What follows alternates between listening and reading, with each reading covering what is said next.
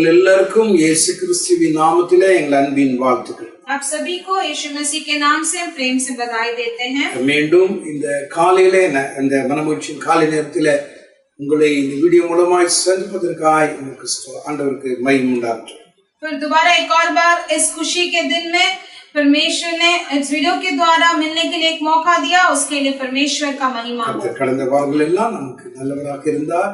परमेश्वर पिछले हफ्ते पूरे हमारे लिए अच्छे थे. விசேஷமா இந்த 7வது மாதம் முழுவதும் கர்த்தர் நமக்கு நல்லவராக இருந்து இந்த மாதத்தினுடைய அந்த வாரத்தினுடைய இந்த மாதத்தின் கடைசி வாரத்துக்கு நேராக கர்த்தர் நம்மை கொண்டு வந்திருக்கிறார்.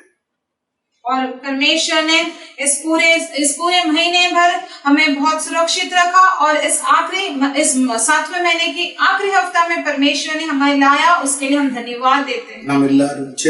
हम सभी प्रार्थना करेंगे. பரலோகத்தின் நல்ல பிதாவே, உம்முடைய விலை மதிக்க முடியாத அன்புக்காக உமக்கு ஸ்தோத்திரம். हमारे स्वर्गीय अच्छे पिता, आपके बहुमूल्य प्रेम के लिए हम धन्यवाद देते हैं. நீர் எத்தனை நல்லவரப்பா. आप कितने भला है. இந்த காலையில வீடியோ மூலமாய் அருமையான உம்முடைய பிள்ளைகளை நாங்கள் காண்பதில் கர்த்தர் கிருபை தந்தீங்க. इस सुबह के समय पर वीडियो के द्वारा आपने आपके बच्चों से मिलने के लिए हमें एक मौका दिया. ஆண்டவரே, இந்த ஆராதனை ஆசீர்வதிங்க. इस आराधना को आप आशीर्वाद कीजिए. ஆவியானவர் எங்கள் மத்தியிலே கிரியை நடப்பிக்கணும். आत्मा जी हमारे बीच में क्रिया करना है. தடைகள் எல்லாவற்றையும் மாற்றி போடுங்க. सारे रुकावटों को दूर कर எல்லாருடைய दीजिए. உள்ளங்களிலும் ஆண்டவரே ஆராதனைக்குரியதான ஆண்டவரே ஒரு கனத்தின் ஆவியை உம்முடைய பிள்ளைகளுக்கு நீ தந்து அந்த ஆராதனையை கனப்படுத்துகிற பிள்ளைகளாக ஒவ்வொருவரையும் நீங்க மாற்றுங்க. सारे बच्चों के हृदय में परमेश्वर एक आधार भरा आत्मा से भरकर उन्हें एक आधार भरा और भयभीत आराधना को परमेश्वर को चलाना चाहिए. ஏனோ தானோ என்று ஆராதிக்காம ऐसे ही तुच्छ मानकर उस आराधना में नहीं बैठना है. போல கர்த்தாவே ஒரு பயபக்தியோடு அமர்ந்து உம்மை ஆராதிக்க உம்முடைய பிள்ளைகளுக்கு உதவி செய்யுங்க. जैसे अपने कलीसिया में बैठकर आराधना भयभीति के साथ करते हैं, उसी तरह परमेश्वर अपने घर में भी भयभक्ति के साथ बैठकर आराधना करने के लिए परमेश्वर ஆண்டவரே பாடுகிற பாடலை கேட்க போகிற வார்த்தைகள் எல்லாவற்றையும் ஆவியானவர் ஆசீர்வதிக்க வேண்டும். इस सुबह के समय के परमेश्वर गाने वाले गीतों को और सुनने वाले वचनों और संदेश को और आराधना को पूरी तरह से आप आशीर्वाद दीजिए. எல்லாவற்றையும் இயேசுவின் நாமத்தில் முற்றிலும் மாற்றி போடுங்க. इस रुकावट को यीशु मसीह के नाम से सारी रुकावटों को आप बदल दीजिए. தேவ கிருபை பெருகணும், உம்முடைய நாமம் மகிமைப்படணும். परमेश्वर का अनुग्रह बढ़ना है, आपका नाम का महिमा हो. இயேசுவின் நல்ல நாமத்தில் பிதாவே. यीशु मसीह के नाम से मांगते हैं अच्छे पिता. आमीन. நமக்கு தெரிந்த பாடலை இந்த காலையிலே நாம் பார்ப்போம்.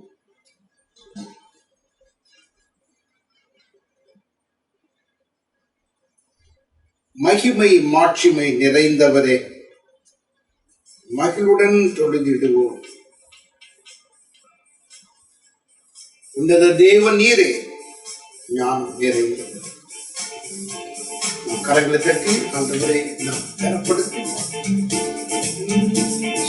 மகிமை மாட்சிமை நிறைந்தவரே, மகிழ்வுடன் துதித்திடுவோம்.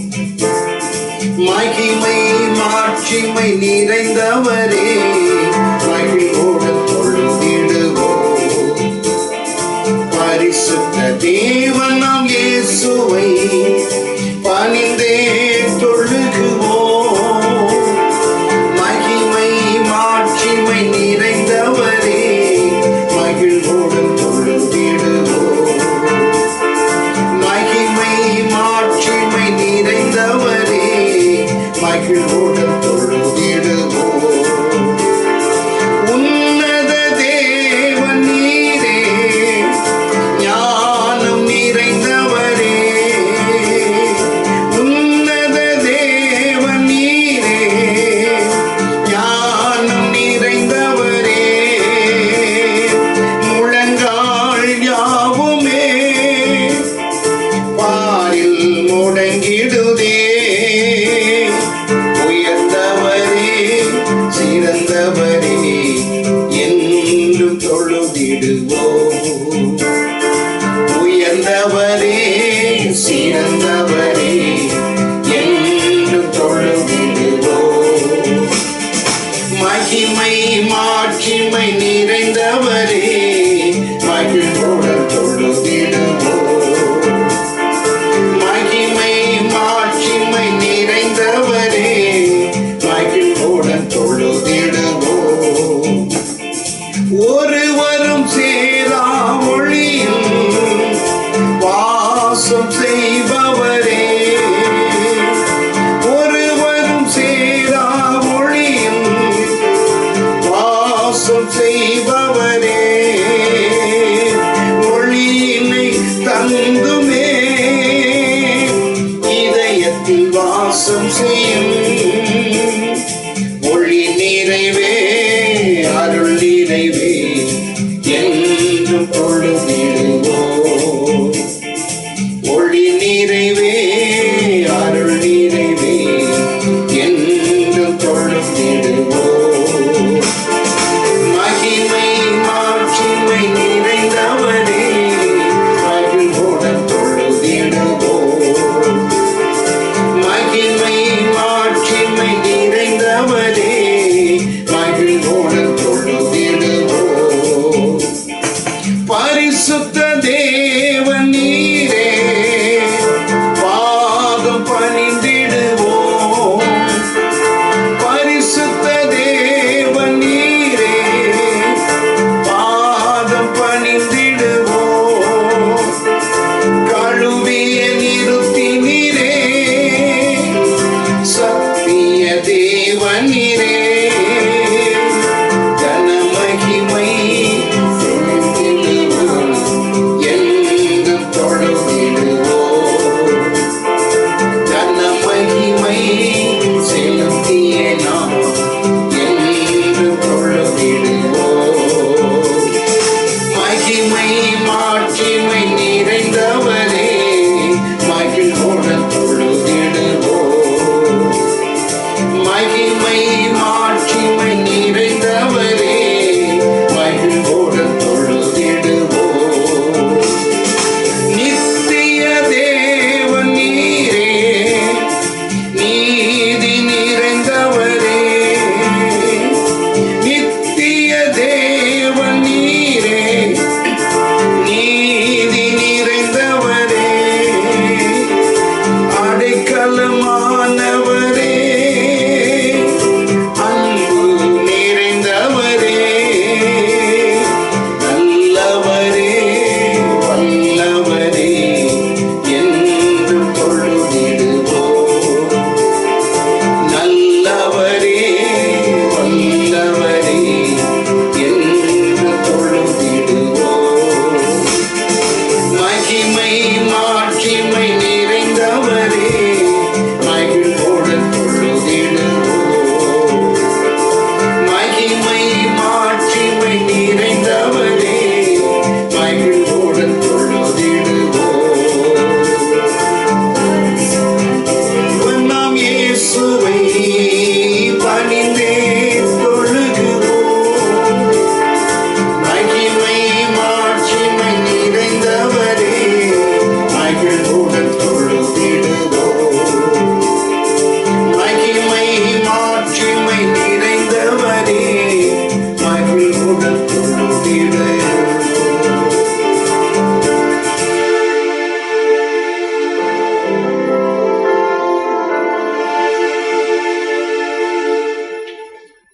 மகிமை உமக்கன்று, மாட்சிமை உமக்கன்று, துதியும் புகழும் ஸ்தோத்திரமும் தூயவர் உமக்கன்று.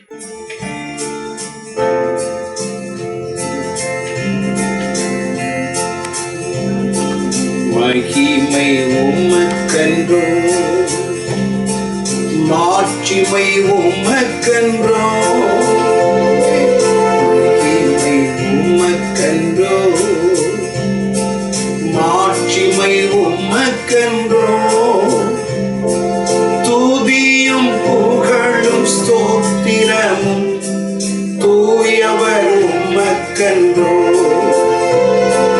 துதியும் புகழும் ஸ்தோத்திரமும் தூயவர் உமக்கன்றோ,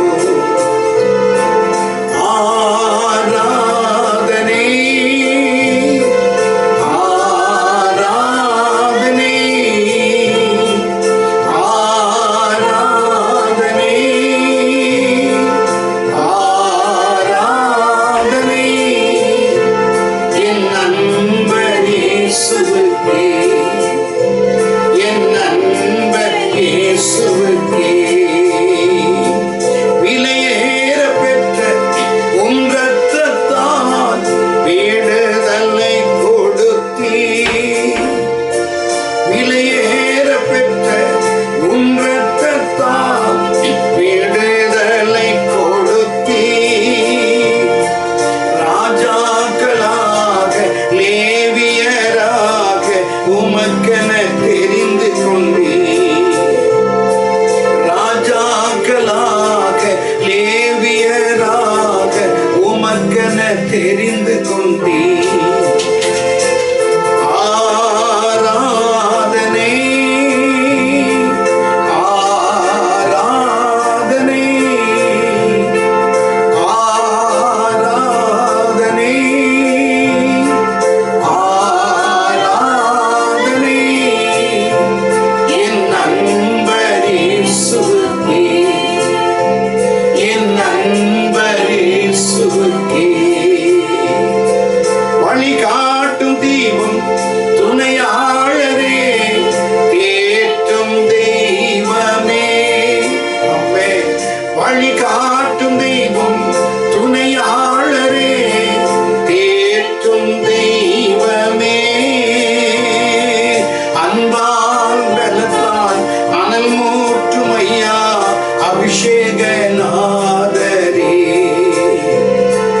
அன்பால் பலத்தால் அனல் மூற்றும் ஐயா அபிஷேகநாதரே.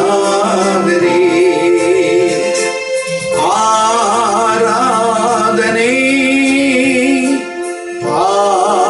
ஆராதனை ஆராதனை ஆராதனை என் நண்பர் இயேசுவுக்கே, என் நண்பர் இயேசுவுக்கே. எப்போதும் இருக்கின்ற இனிமேல் வருகின்ற எங்கள் ராஜாவே,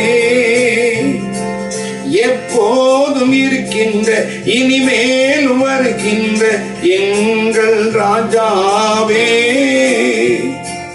உம் நாம வாழ்க, உம் அரசு வருக, உம் சித்தம் நிறைவேறுக. உம் நாம வாழ்க, உம் அரசு வருக, உம் சித்தம் நிறைவேறுக. ஆராதனை ஆராதனை ஆராதனை ஆராதனை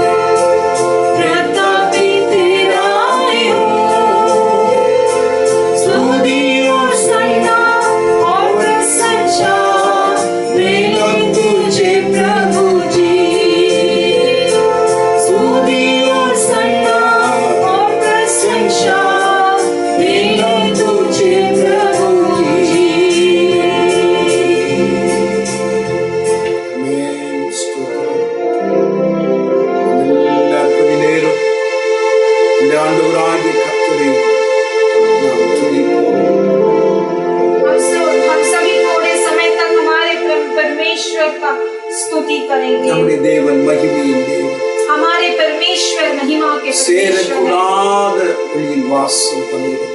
जो कोई भी नहीं जा सकता वैसे एक निवास में அந்த है। பரிசுத்தமுள்ள தேவனை இந்த காலையில உயர்த்தி நாம் துதிக்கலாம். उस पवित्र यीशु का हम आज इस सुबह के समय पर उनका महिमा करके हम स्तुति करेंगे। கர்த்தர் நமக்கு செய்த நன்மைகள் எத்தனை நன்மை, परमेश्वर ने हमारे लिए किए भलाई कितने हैं, ஆண்டவரை நாம் துதிப்போம். हम उनका स्तुति करेंगे। எத்தனையோ பலவீனங்கள் கடந்த நாட்கள் இருக்கலாம். कितने सारे कमजोरियां हमें இந்த பலவீனங்கள் எல்லாம் தொடர்ந்து உங்களோடு கூட இருக்க போகிறது அல்ல. और वो सभी कमजोरी आगे आपके साथ नहीं रहने वाले हैं। சாயங்காலத்தில் அழுகை இருந்தால் விடியற் காலத்திலே களிப்பை கர்த்தர் கொடுக்கிறார். अगर सायंकाल के समय में रोना होगा तो बलिपोर के समय पर परमेश्वर आपको खुशी देंगे। ஆமென்.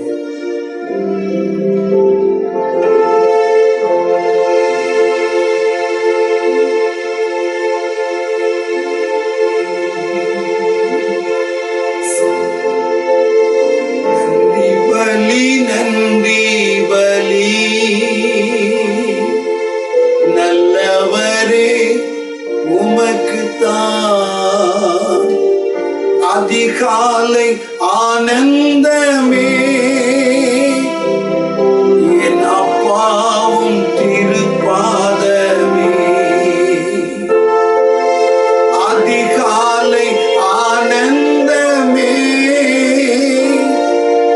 என் அப்பாவும் திருப்பாதமே நேற்றைய துயரமெல்லாம் இன்று மறைந்ததையா நிம்மதி பிறந்ததையா அது நிரந்தரமானதையா நிம்மதி பிறந்ததையா அது நிரந்தரமானதையா கோடி கோடி நன்றி டாடி கோடி கோடி நன்றி டாடி கோடி கோடி நன்றி டாடி நன்றி பலி நல்லவரே உமக்குத்தான் அதிகாலை ஆனந்தமே என் அப்பாவும் திருப்பாதமே. ஆமென். Thank you Lord. Thank you Lord. நன்றி ராஜா. ஆமென். Hallelujah. Thank you ஆவியானவரே. உமக்கு ஸ்தோத்திரம். எப்போதும் இருக்கின்ற இனிமேலும் வருகின்ற எங்கள் ராஜாவே எப்போதும் இருக்கின்ற இனிமேலும் வருகின்ற எங்கள் ராஜாவே உம் நாம வாழ்க உம் அரசு வருக உம் சித்தம் நிறைவேறுக உம் நாம வாழ்க உம் அரசு வருக உம் சித்தம் நிறைவேறுக ஆராதனை ஆராதனை ஆராதனை ஆராதனை அன்பர் இயேசுவுக்கே ஆமென். என் அன்பர் இயேசுவுக்கே அல்லேலூயா அல்லேலூயா. எல்லாரும் வாயில திறந்து நம்முடைய ஆண்டவராகிய கர்த்தரை நாம் துதிப்போம். இந்த காலையில பரிசுத்த ஆவியானவர் நம்மை நிரப்பும், நம்மை ஆட்கொள்ளும். இந்த ஆராதனையை ஆவியானவர் முற்றிலுமாய் பொறுப்படுத்தி ஆசீர்வதிக்கும்படியாய் நம்மோடு கூட பேசும்படியாய். ஹல்லேலூயா, ஹல்லேலூயா, ஸ்தோத்திரம். Thank you Lord, thank you ஆவியானவரே. ஹல்லேலூயா, உமக்கு நன்றி இயேசுவே, உமக்கு நன்றி பிதாவே. ஸ்தோத்திரம், ஸ்தோத்திரம். வெள்ளனடைய நிரப்பிடுமே வெள்ளத்தின் ஆவி, வெள்ளனடைய நிரப்பிடுமே வெள்ளத்தின் ஆவி, கனமகிழ ஊற்றிடுமே ஞானத்தின் ஆவி, கனமடைய ஊற்றிடுமே ஞானத்தின் ஆவி, அசைவாடும் ஆவி, தூய்மையின் ஆவியே, அசைவாடும் எல்லாரும் பாடுவோம். ஆவியே, தூய்மையின் ஆவியே, நமசைய உள்ளம் நிரம்ப இறங்கி வாருமே. அல்லேலூயா, இடமசைய உள்ளம் நிரம்ப ஊறி இறங்கி வாருமே. துடைத்திடுமே கண்ணீரெல்லாம் கிருபையின் பொற்கரத்தால். ஆமென். துடைத்திடுமே கண்ணீரெல்லாம் கிருபையின் பொற்கரத்தால்.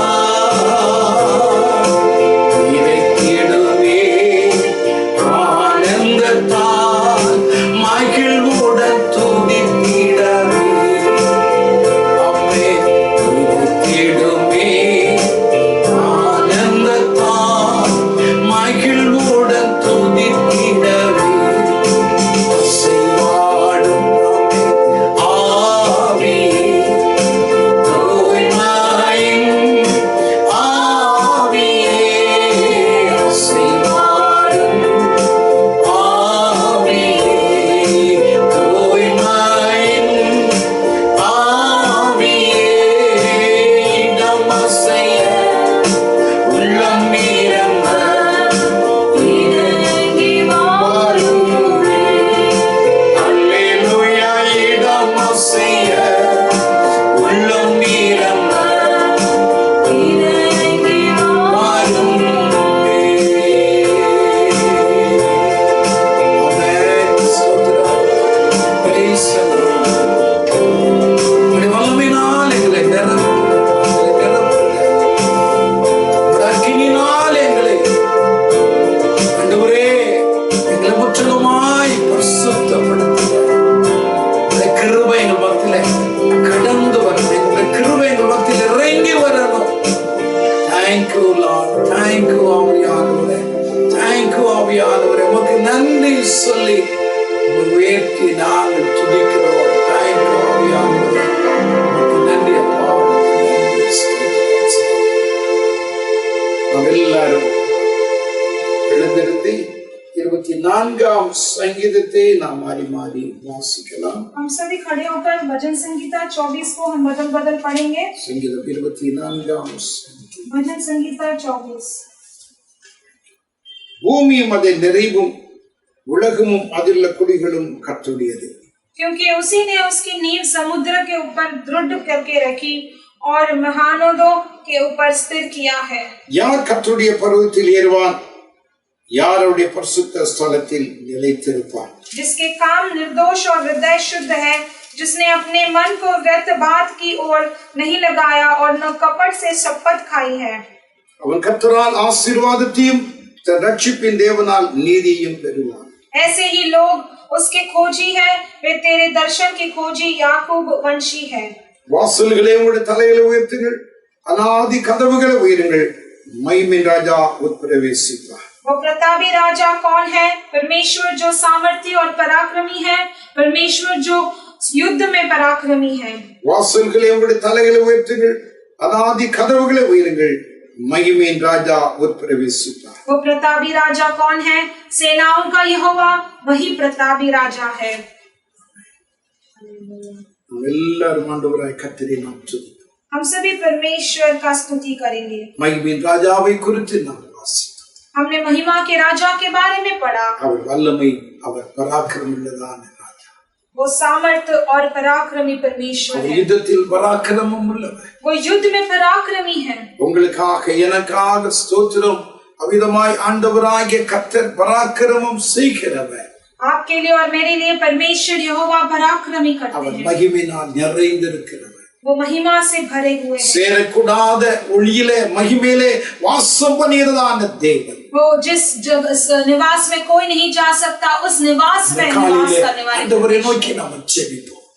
और इस सुबह के समय पर परमेश्वर की ओर ஆண்டவரே, இந்த காலையில உம்முடைய மகிமையினால் எங்களை, எங்களுடைய குடும்பத்தை நிரப்புங்க. परमेश्वर आज के सुबह के समय पर आपकी महिमा से हमारे மகிமைகள் மேலே இறங்கி வரட்டும். आपका महिमा हमारे ऊपर उतर कर आना है। தடைகள் எல்லாவற்றையும் ஆவியானவர் மாற்றி போடுங்கப்பா. सारे रुकावटों को आत्मा जी கூடாதது முடியாதது ஒண்ணில்லப்பா. आपसे असंभव कुछ भी नहीं है। உம்முடைய சமூகத்தில் எங்களை தாழ்த்தி நாங்கள் ஒப்பு கொடுக்கிறோம். आपके सम्मुख में अपने आप को अर्पण करके हम समर्पित करते हैं। हम परमेश्वर की ओर காலையில கர்த்தர் நம்மோடு கூட பேசும்படியா इस सुबह के समय पर परमेश्वर हमारे साथ बात करने के लिए பரலோகத்தின் நல்ல பிதாவே, இந்த நல்ல ஆசீர்வதிக்கப்பட்டதான காலை ஆராதனை நேரத்துக்காக நாங்கள் உம்மை துதிக்கிறோம். हमारे स्वर्गीय अच्छे पिता, इस अच्छे आशीर्वादित सुबह के समय के लिए हम आपको स्तुति करते हैं। இந்த காலையில உம்முடைய சமூகத்தில் எங்களை முற்றிலுமாய் தாழ்த்துகிறோம். இந்த 7வது மாதம் முழுவதும் ஆண்டவருடைய கிருபையின் பிரசன்னம் எங்களோடு கூட இருந்து வழிநடத்தினதற்காக உமக்கு ஸ்தோத்திரம். और परमेश्वर इस पूरे 7वें महीने भर आपका प्रशंसा हमें चलाते आया, उसके लिए हम धन्यवाद देते हैं। இந்த காலையில ஆவியானவர் எங்களோடு கூட இடைப்படிவீராக.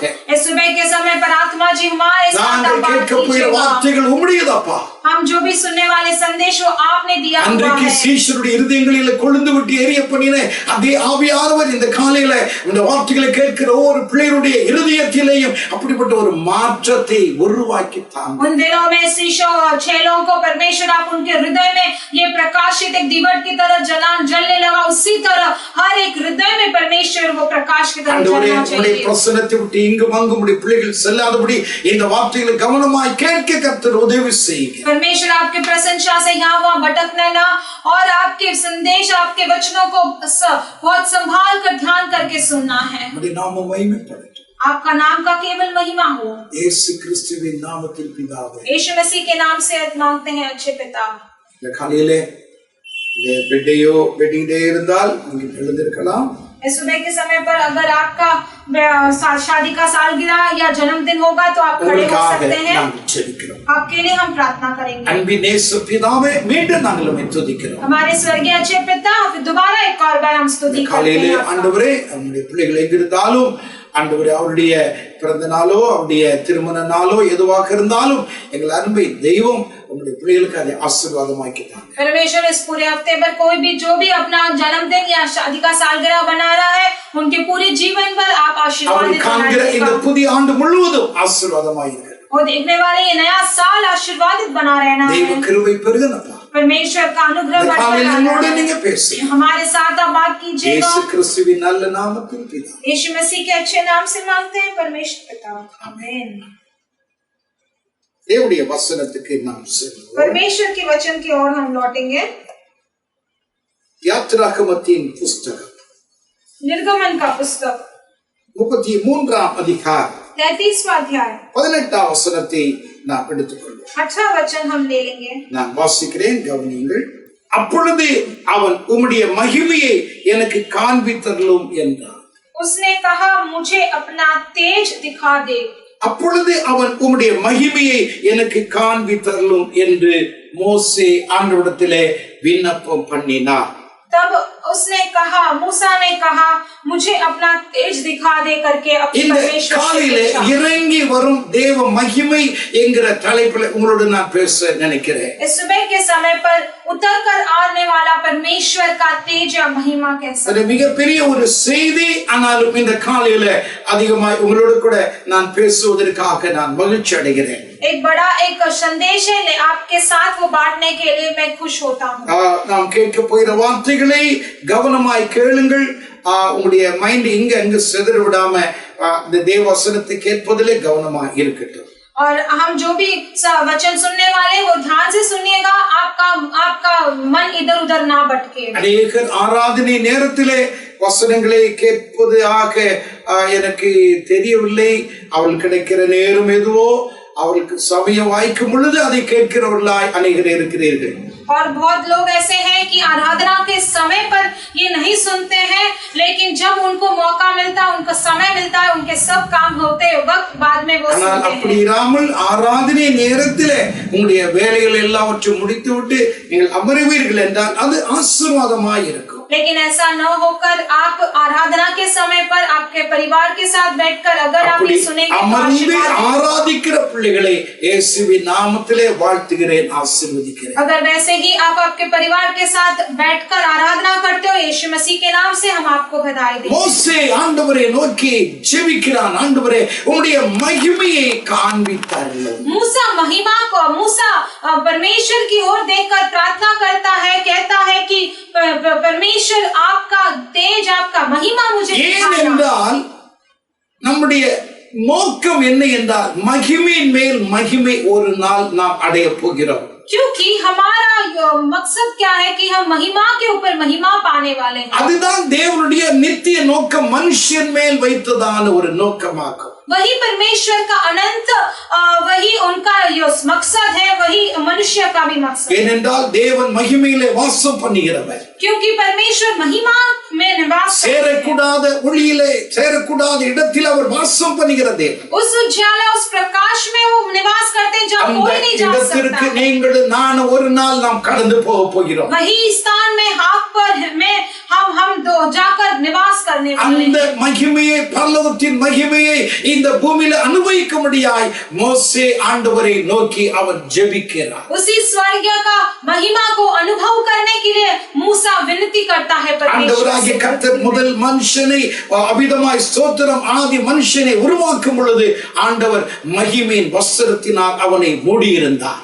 और परमेश्वर ने जब पहला मनुष्य को सृष्टि किया तो उसे महिमा के वस्त्र से ढक लिया गया। ஆகையால் அவன் நிர்வாணியாக இருந்தால் அவன் நிர்வாணி என்று காணப்படவில்லை. इसलिए उसका नंगापन भी ना उसे नहीं दिखाई दिया। அந்த மகிமையின் வஸ்திரம் அவனை விட்டு எடுத்துப்படும் பொழுதுதான் அவன் ஒரு நிர்வாணி என்று அவன் அறிந்து கொண்டான். जब उसका वो महिमा का वस्त्र उससे निकल गया था, हट गया था, तब उसे अपना वस्त्र नहीं था करके उसे समझ में மகிமையின் आया। வஸ்திரத்தினால் கர்த்தர் அவனை மூடி இருந்தார்.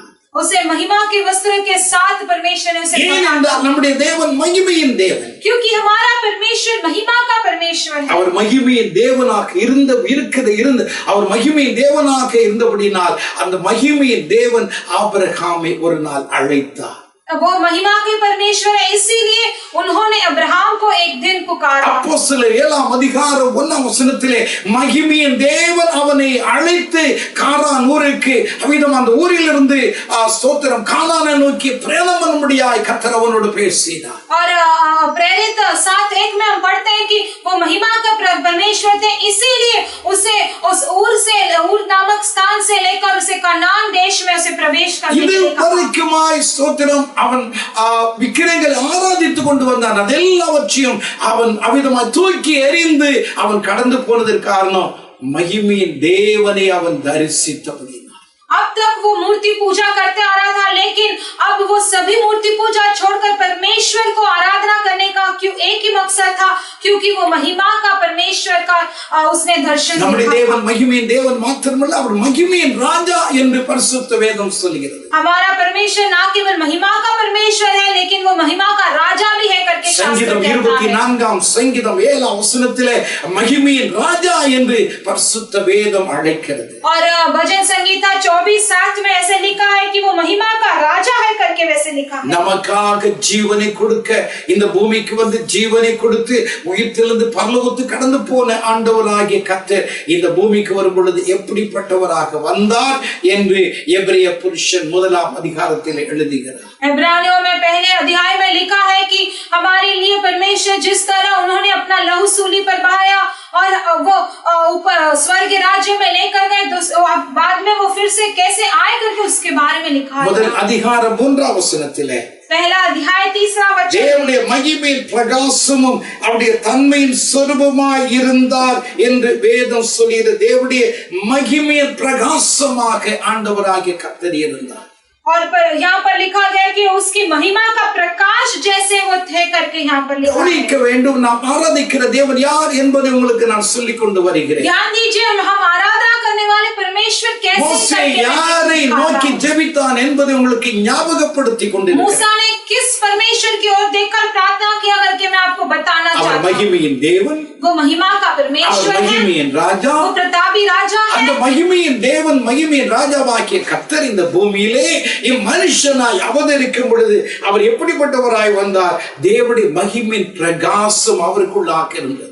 और महिमा के परमेश्वर, महिमा का राजा जब इस पृथ्वी में आए, वो किस तरह आए? वो महिमा का प्रकाश बनकर इस நம்மை ஆண்டவராகிய கர்த்தர் அபிஷேகிக்கும் பொழுது அந்த அபிஷேகிக்கிற பரிசுத்த ஆவியானவர் எப்படிப்பட்டவர் என்று அப்போஸ்தலனாகிய பேதுரு இப்படி எழுதுகிறார். जब परमेश्वर हमें अभिषेक करते हैं, वो अभिषेक करने वाली पवित्र आत्मा कैसे करके यहाँ पर पत्रस लिखते हैं। 1 பேதுரு 4:14 தேவனுடைய ஆவியாகிய மகிமையின் ஆவியானவர் நம்மேல் தங்கி இருக்கிறார். और हम पहला पत्रस 4:14 में पढ़ते हैं कि मसीह का आत्मा जो है वो अपना परमेश्वर की आत्मा हमारे अंदर रहता है। தேவனுடைய ஆவியாகிய மகிமையின் ஆவியானவர் நம்மேல் தங்கி இருக்கிறார். அவர் யார்? மகிமையின் ஆவியானவர். महिमा का आत्मा, जो परमेश्वर का आत्मा हमारे अंदर छाया बनकर रहता है। தேவன், அவர் மகிமையின் ராஜா, தேவனுடைய ஸ்தோத்திர மகிமையின் பிரகாசம். இங்கே நான் வாசிக்கிறோம், அவர் மகிமையின் ஆவியானவர். वो महिमा का परमेश्वर है, वो प्रतापी राजा है, महिमा का वो प्रकाश है। और यहाँ पर हम पढ़ते हैं कि महिमा का आत्मा है। எப்படிப்பட்டதான அந்த மகிமையின் தேவன் மனுஷனை மகிமையினால கர்த்தர் அவனை மூடி இருந்தார். ऐसे महिमा के परमेश्वर जो है वो मनुष्य को महिमा से ढक लिया। அவனை உண்டாக்கும் பொழுது கர்த்தர் அவிதமாய் ஸ்தோத்திரம் அவனை மகிமையினால் மூடி இருந்தார் என்று நான் உங்களுக்கு ஆரம்பத்திலே சொன்னேன். उसे सृष्टि करते समय परमेश्वर ने उसे महिमा के वस्त्र से ढकाए करके मैंने आपको आरंभ में कहा। 8ஆம் சங்கீதம் 5ஆம் வசனத்திலே वचन संगीता 8वां अध्याय மகிமையினாலும் கனத்தினாலும் முடிசூட்டி இருந்தார் என்று பரிசுத்த வேதம் சொல்கிறது. और शास्त्र कहता है कि उसे महिमा और प्रताप का मुकुट सिर पर रखा था। எல்லா ஜீவராசிகளும் அவனை கனப்படுத்தக்கூடிய அளவுக்கு அவனை மகிமையினாலே கர்த்தர் மூடி இருந்தார். ताकि सब पशु पक्षी, सब जीव जंतु उससे महिमा, उसे की ही आदर करे, इसीलिए उसे महिमा से मुकुट कर दिया गया। பாவம் செய்யும் பொழுது எல்லாவற்றையும் அவன் இழந்தான். लेकिन जब वो पाप किया, वो सब कुछ वो खो தேவன் गया। அவனுக்கு கொடுத்ததான அதிகாரத்தை, தேவன் அவனுக்கு கொடுத்ததான கனத்தை, தேவன் அவனுக்கு கொடுத்ததான மகிமையை அவன் இழந்தான். परमेश्वर ने उसे दिया गया अधिकार, परमेश्वर ने उसे दिया गया आदर, परमेश्वर ने उसे दिया गया महिमा, सब कुछ उसने खोया। அந்த இழந்த மகிமையை திரும்ப மனுஷன், தேவ பிள்ளைகள், ரட்சிக்கப்பட்டவர்கள், தேவாவினால் நிரப்பப்பட்டவர்கள் பெற்றுக்கொள்ள வேண்டும். அதுதான் தேவனுடைய அநாதி நோக்கம். और वही खोया हुआ महिमा को परमेश्वर के बच्चे जो उद्धार पाते हैं, वही उन लोग परमेश्वर से आत्मा से भरपूर होते, वो पाए करके परमेश्वर का मकसद है। ஆண்டவரை நோக்கி ஜெபித்தான். ஆண்டவரே உம்முடைய மகிமையை காண்பித்தார். मूसा परमेश्वर की ओर देखकर प्रार्थना करने लगा और विनती किया कि परमेश्वर आपका महिमा मुझे दिखाइए। மகிமையை காண்பித்தார். आपका महिमा मुझे दिखाइए। அருமையான ஒரு காரியம். कितना एक अच्छा एक कार्य है। ஏனென்றால் மோசே அநேகவற்றை ஆண்டவரிடத்திலிருந்து அவன் தரிசித்தான், அதை கண்டிருக்கிறான். क्योंकि मूसा जो है वो परमेश्वर से बहुत कुछ दर्शन उसने देखा है, पाया भी है। எகிப்து தேசத்திலே ஒரு சாதாரண ஒரு கோலை கொண்டு அற்புதங்களை செய்து பார்வோனையும் மந்திரவாதிகளையும் அவிதமாய் நடுங்க வைக்கும் தேவனை அவர் பார்க்கும் பொழுது அவர் அற்புதத்தின் தேவன் என்பதை அவன் அறிந்திருந்தார்.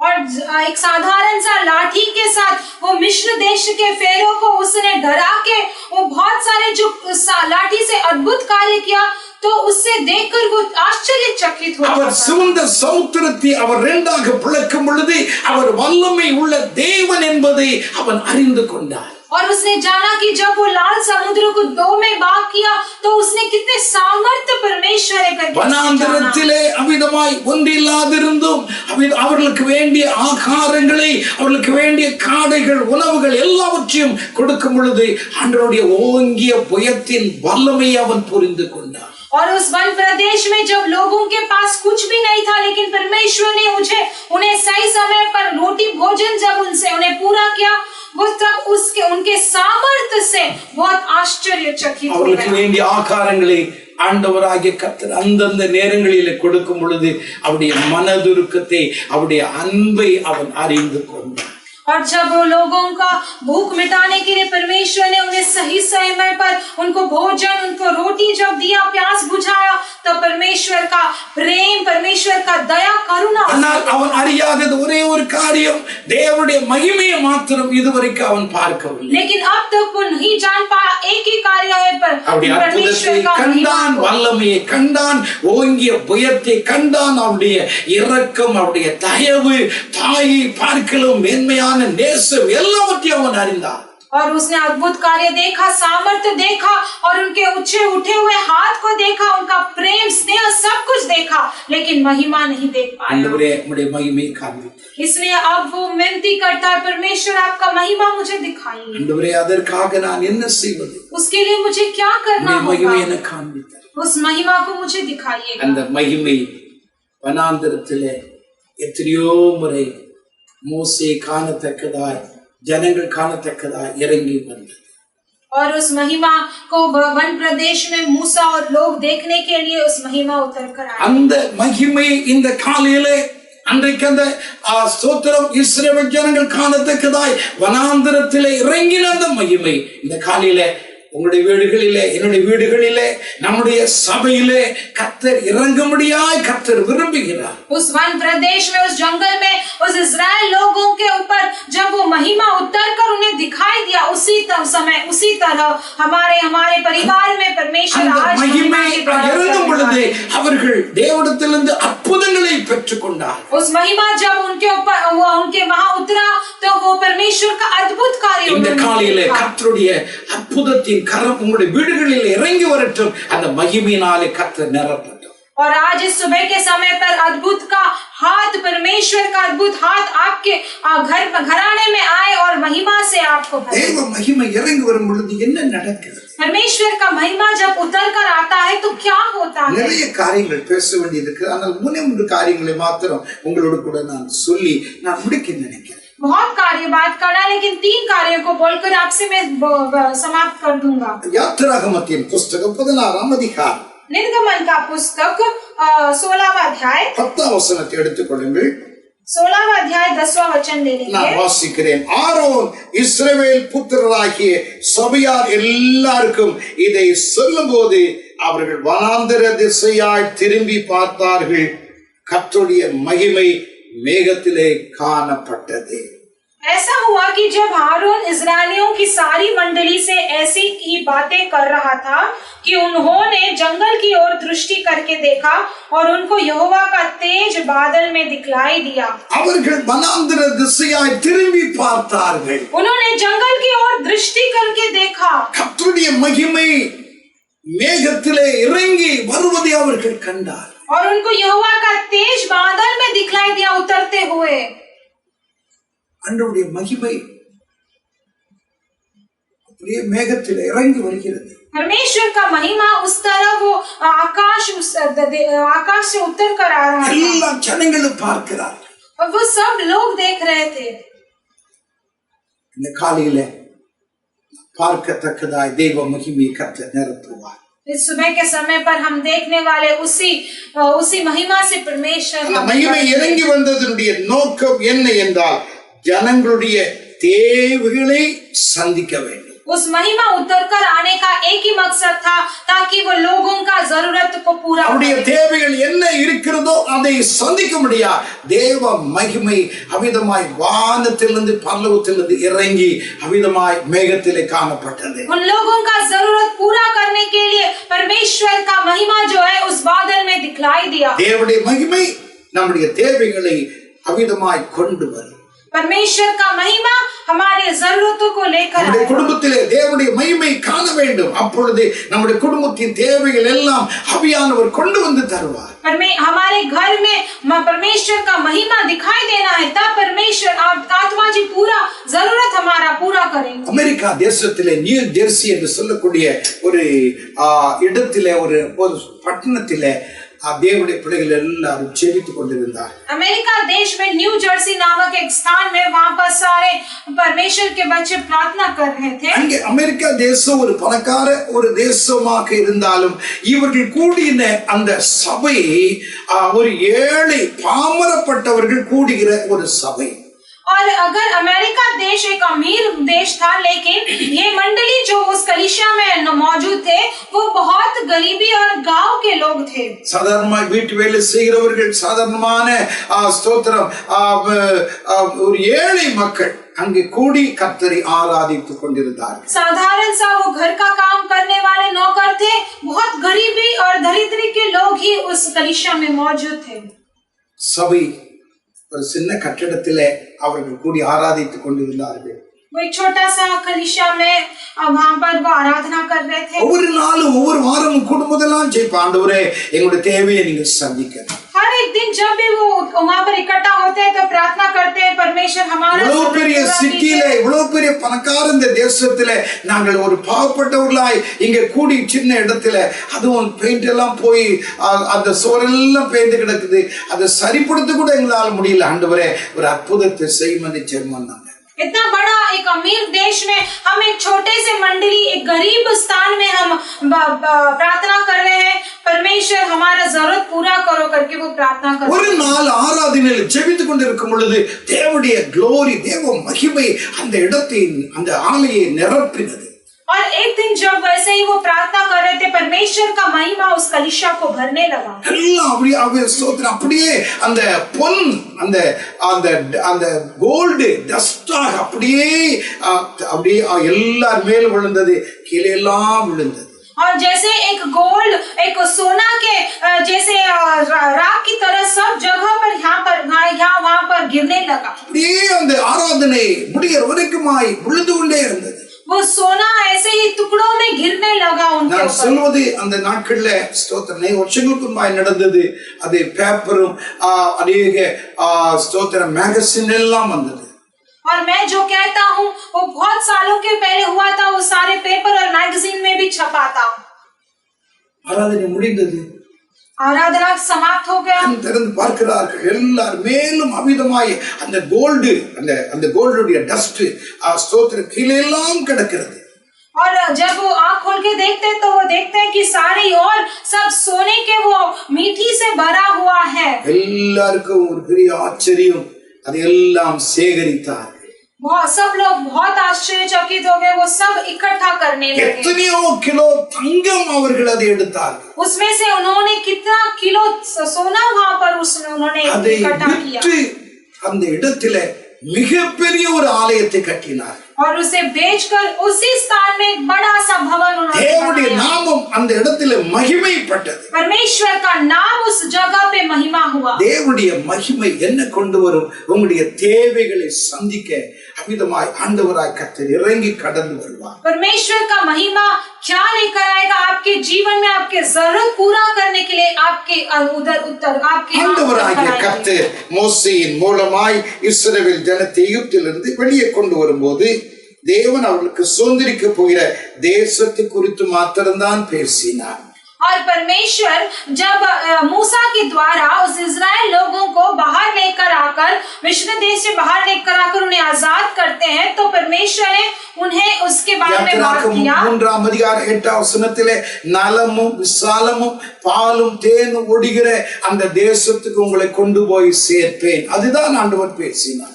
और परमेश्वर ने उनसे वही वादा किया कि मैं दूध और मधु की धारा बहती हुई देश में तुम्हें भेजूंगा करके उन्होंने बताया। அவர்களை போஷிப்பதை குறித்தோ அவர்களுக்கு வேண்டிய பானத்தை கொடுப்பேன் என்று கொடுத்தோ அவர்களுக்கு உடுத்துகிற உடையை குறித்தோ ஒன்றும் பேசவில்லை। लेकिन उनके भोजन के बारे में, वो जो वस्त्र पहनने वाले उसके बारे में या कहाँ लेके जाने उसके बारे में कुछ भी नहीं कहा। மோசேயும் அதை குறித்து ஆண்டவரிடத்தில் கேட்கவில்லை। लेकिन मूसा ने भी उसके बारे में कुछ नहीं पूछा, ஏனென்றால் அவனுக்கு தெரியும் ஆண்டவர் எல்லாவற்றையும் சந்திப்பார்। क्योंकि वो जानता था कि परमेश्वर सब कुछ संभव करेंगे। மோசே ஆடுகளை மேய்த்துக் கொண்டிருந்தார்। मूसा बकरियां चरा வனாந்திரத்திலே மீதியான் தேசத்தில் ஆடுகளை மேய்த்துக் கொண்டிருந்தார்। 40 साल वन प्रदेश में मीदियान देश में वो भेड़ बकरियां चरा रहा था। அவன் அவிதமாய் காலையில் போனால் இரவுதான் வீடு வந்து சேருவார்। और इसीलिए वो सुबह जाएगा तो रात को ही घर आकर पहुंचता था। அவன் அவிதமாய் மத்தியானத்தில் அவனுக்கு ஆகாரம் தேவை இருக்கும், ஸ்தோத்திரம், குடிப்பதற்கு தாகம் ஏற்படும், இதெல்லாவற்றுக்கு வேண்டிய எல்லா பொருட்களையும் ஆயத்தப்படுத்திக் கொண்டு அந்த ஆடுகளை புல்லுள்ள இடங்களிலே மேய்ப்பதற்கு அழைத்துக் கொண்டு போவார்। उसे खाने के लिए भोजन की जरूरत होती है, पीने के लिए पानी की जरूरत होती है, वो सब कुछ तैयार कर ही भेड़ बकरियां चराने जाता था। அவனுக்கு தெரியும், उसे पता है எனக்கு என்ன தேவை என்பதை நான் அறிந்து ஒரு காலையிலிருந்து இரவுக்குள்ளாய் வீடு வந்து சேர்ந்து விடுவேன்। எனக்கு என்ன தேவை என்பது நான் கொண்டு போவேன் என்றார் என் தேவன் இந்த ஜனங்களை நடத்தி கொண்டு போகும்போது நிச்சயமாய் இவருடைய தேவைகளை சந்திப்பார் என்கிற விசுவாசம் மோசேக்கு இருந்தது। उसे पता था जैसे मैं मेरी जरूरत पूरा करने के लिए मुझे क्या चाहिए मैं लेकर जाता था, उसी तरह हमारे परमेश्वर जब हमें लेकर जा रहे हैं उन लोगों को उनके क्या जरूरत है उन्हें पता है और वो जरूर ஆகையால்தான் மீதியான் தேசத்திலிருந்து தன்னுடைய மனைவி பிள்ளைகளை அவன் அழைத்துக் கொண்டு எகிப்துக்கு வருகிறான்। इसलिए मिद्यान देश से उनकी पत्नी उनके बच्चों को लेकर वो मिद्यान से निकल रहा था। 4 அதிகாரம் 20 வசனத்திலே நான் வாசிக்கிறோம், அவர்கள் தன்னுடைய மோசே தன் மனைவி பிள்ளைகளை கழுதையின் மேல் ஏற்றிக்கொண்டு எகிப்திற்கு திரும்பினார்। और हम निर्गमन 4:20 में हम पढ़ते हैं कि मूसा अपनी पत्नी और बेटों को गधे पर चढ़ाकर मिस्र देश की ओर जा रहा था। என் தேவன் என்னுடைய மனைவி பிள்ளைகளை சந்திப்பார், அவருடைய தேவைகளை சந்திப்பார்। मेरे परमेश्वर मेरी पत्नी और मेरे बच्चों के जरूरतों को पूरा करेंगे। என் ஜனங்களுடைய தேவைகளை அவர் சந்திப்பார், मेरे लोगों की जरूरतों को पूरा करेंगे। அந்த விசுவாசம் மோசேயிடத்திலே பரிபூர்ணமாய் காணப்பட்டது। उस विश्वास उस भरोसा मूसा के पास परिपूर्ण तरह से दिखाई दिया। யோசித்து பாருங்கள், सोचकर देखिए ஊழியத்தினுடைய ஆரம்ப நேரம் மோசேக்கு मूसा का सेवा का आरंभ ஊழியத்திலே அவனுக்கு அனுபவமும் கிடையாது, उन्हें सेवा के लिए उन्हें अनुभव भी नहीं था। ஆனாலும் இத்தனை லட்சம் ஜனங்களை நடத்தி கொண்டு போகும்போது கை பிசைந்து கொண்டு ஐயோ ஆண்டவரிடத்தில் இதெல்லாம் கேட்கலையே என்று அவன் கவலைப்படல। लेकिन इतने लाख लोगों को जब वो लेकर जाते हैं तो डर के मारे नहीं सोचते कि हमने परमेश्वर से ये सब नहीं पूछा। ஒரே பாதை எப்படி இருக்குது, வழி எப்படி இருக்குது, இந்த ஜனங்களை எப்படி கொண்டு போவேன் அதெல்லாம் கேட்கல। उसने कभी नहीं सोचा, कभी नहीं पूछा कि रास्ता कैसा है, कैसे इन लोगों को मैं लेकर அவனுக்கு जाऊं। தெரிந்த ஒரே ஒரு காரியம், என் தேவன் நடத்துவார்। लेकिन उसे एक ही कार्य पता था कि मेरे தேவன் அற்புதங்களை செய்வார், போஷிப்பார்। मेरा परमेश्वर अद्भुत कार्य करेगा और தேவன் ஒரு நாளும் எங்களை கைவிட மாட்டார்। हमारा परमेश्वर कभी भी नहीं छोड़ेगा। அப்போஸ்தலர்கள் இயேசுவிடத்திலே 3 வருஷம் அமிதமாய் ஸ்தோத்திரம் பயிற்சி பெற்றார்கள்। ஆனாலும் மோசே பேதுரு ஒரு நாள் ஆண்டவரிடத்தில் எப்படி கேட்கிறார், चेले जो है वो यीशु से 3.5 साल उन्होंने शिक्षा लिया, लेकिन फिर भी पतरस ने एक दिन उनसे एक सवाल किया। 19:27 வாசிக்கிறோம், ஸ்தோத்திரம், அவன் மோசே ஆண்டவரை நோக்கி, ஆண்டவரே எல்லாவற்றையும் விட்டு உம்மை பின்பற்றினோமே எங்களுக்கு என்ன கிடைக்கும்? और मत्ती 19:27 में वो बोलते हैं कि हमने सब कुछ छोड़ के आपके पीछे आ रहे हैं, हमें क्या मिलेगा? மோசே அப்படி எல்லாம் கேட்கல। लेकिन मूसा ने ऐसे सब नहीं पूछा। ஆனால் அவன் அழைத்து கொண்டு வந்த ஜனத்துக்கு அந்த விசுவாசம் கிடையாது। लेकिन वो जो लेकर आए उन लोगों के पास ये विश्वास नहीं था। அவர்கள் என்ன செய்தார்கள்? उन्होंने क्या किया? 16 அதிகாரம் யாத்திராகமம் या निर्गमन का पुस्तक 16वां अध्याय 3 வசனத்திலே 3 वचन में எகிப்திலே இறைச்சி பாத்திரத்தின் பக்கத்திலே அண்டையில உட்கார்ந்து இறைச்சியை நாங்கள் புசித்தோம். இந்த வனாந்திரத்திலே எங்களுக்கு ஒன்றுமே இல்லை என்று ஆண்டவரை நோக்கி அவர்கள் மோசேயும் ஆரோனை நோக்கி முறுமுறுத்தார்கள். और तब उन्होंने कहा कि इजरायली उनसे कहने लगे कि मिस्र देश में मांस की हड्डियों के पास बैठकर मनमाना भोजन खाते थे, बट अभी इस वन प्रदेश में हमें कुछ नहीं है करके वो विलाप करने लगे। எங்களை சாவதற்காகவா இந்த வனாந்திரத்துக்கு எங்களை கொண்டு வந்தீ? हमें मरने के लिए क्या इस वन प्रदेश में हम लेकर आए? இப்பொழுதுதான் வந்திருக்கிறார்கள். வந்த ஆரம்பத்திலே ஒரு முறுமுறுப்பு அவர்களுக்குள் ஏற்பட்டது. और अभी आए हैं, लेकिन आने के शुरुआत में ही उनके अंदर एक गड़बड़ाहट அவர்கள் எப்பொழுது பிரச்சனை வந்தாலும் அந்த எகிப்திலிருந்து வந்ததை அவர்கள் மறக்கிறதே கிடையாது. और कभी भी वो कितने भी समस्या आए तो वो मिस्र देश से आए वो कभी भूलते नहीं थे। யாத்திராகமம் முதல் என்னாகமம் 11:5 எடுத்துக்கொள்ளுங்கள். गिनती का पुस्तक 11:5 ले लीजिए। எகிப்திலே நாங்கள் கிரயமில்லாமல் எல்லாம் சாப்பிட்டோமே. हमेशा बोलते हैं कि मिस्र देश में हमने हमें कोई भी कमी नहीं थी खाने में। எங்களுக்கு ஒரு ஒண்ணும் நாங்க பைசா கொடுக்கல, எல்லாம் எங்களுக்கு கிடைச்சிச்சு. सभी कुछ हमने मुफ्त में खाया है मिस्र देश में, எங்களுக்கு போய் ஒண்ணுமே இல்லையே. लेकिन अब हमारे पास कुछ भी नहीं है। யோசிச்சு பாருங்க. सोच कर देखिए, நம்ம அநேக தடவை அப்படிதான் நினைக்கிறோம். हम भी कितने बार ऐसे ही सोचते हैं। ஏன் நான் ரட்சிக்கப்பட்டேன்? क्यों मैं उद्धार पाई? ஏன் ஆண்டவரை நான் ஏற்றுக்கொண்டேன்? क्यों मैंने परमेश्वर को ஏன் स्वीकार இந்த किया? கிறிஸ்துவ மார்க்கத்துக்குள்ளாக நான் வந்தேன்? क्यों इस मसीह जीवन में நான் ரட்சிக்கப்படுறதுக்கு முன்னாடி இப்படி எல்லாம் இருந்தேன். मैं उद्धार पाने से पहले मैं कैसे था? நான் அப்படி இருந்தேன் இப்படி இருந்தேன் என்று அநேகர் சொல்லுவதை நான் கேட்டிருக்கிறேன். मैं ऐसे था वैसे था करके सुनने वाले लोगों को मैंने देखा है। நீங்களும் உங்க காதுல அதை கேட்டிருக்கலாம். आपने भी ऐसे कुछ सुना होगा। ஏன் காரணம் என்ன? क्यों कारण क्या है? அவர்கள் எப்படி இருந்தார்கள் என்பதை அவர்களுக்கு தான் தெரியும். क्योंकि वो कैसे थे करके वे उन्हें ही जानते हैं। எத்தனையோ வியாதிகளும் கண்ணீரும் பலவீனங்களும் தேவைகள் எல்லாம் சந்திக்கப்பட்டாலும் சமாதானமற்ற இருந்த நேரங்கள் அல்லவா அது.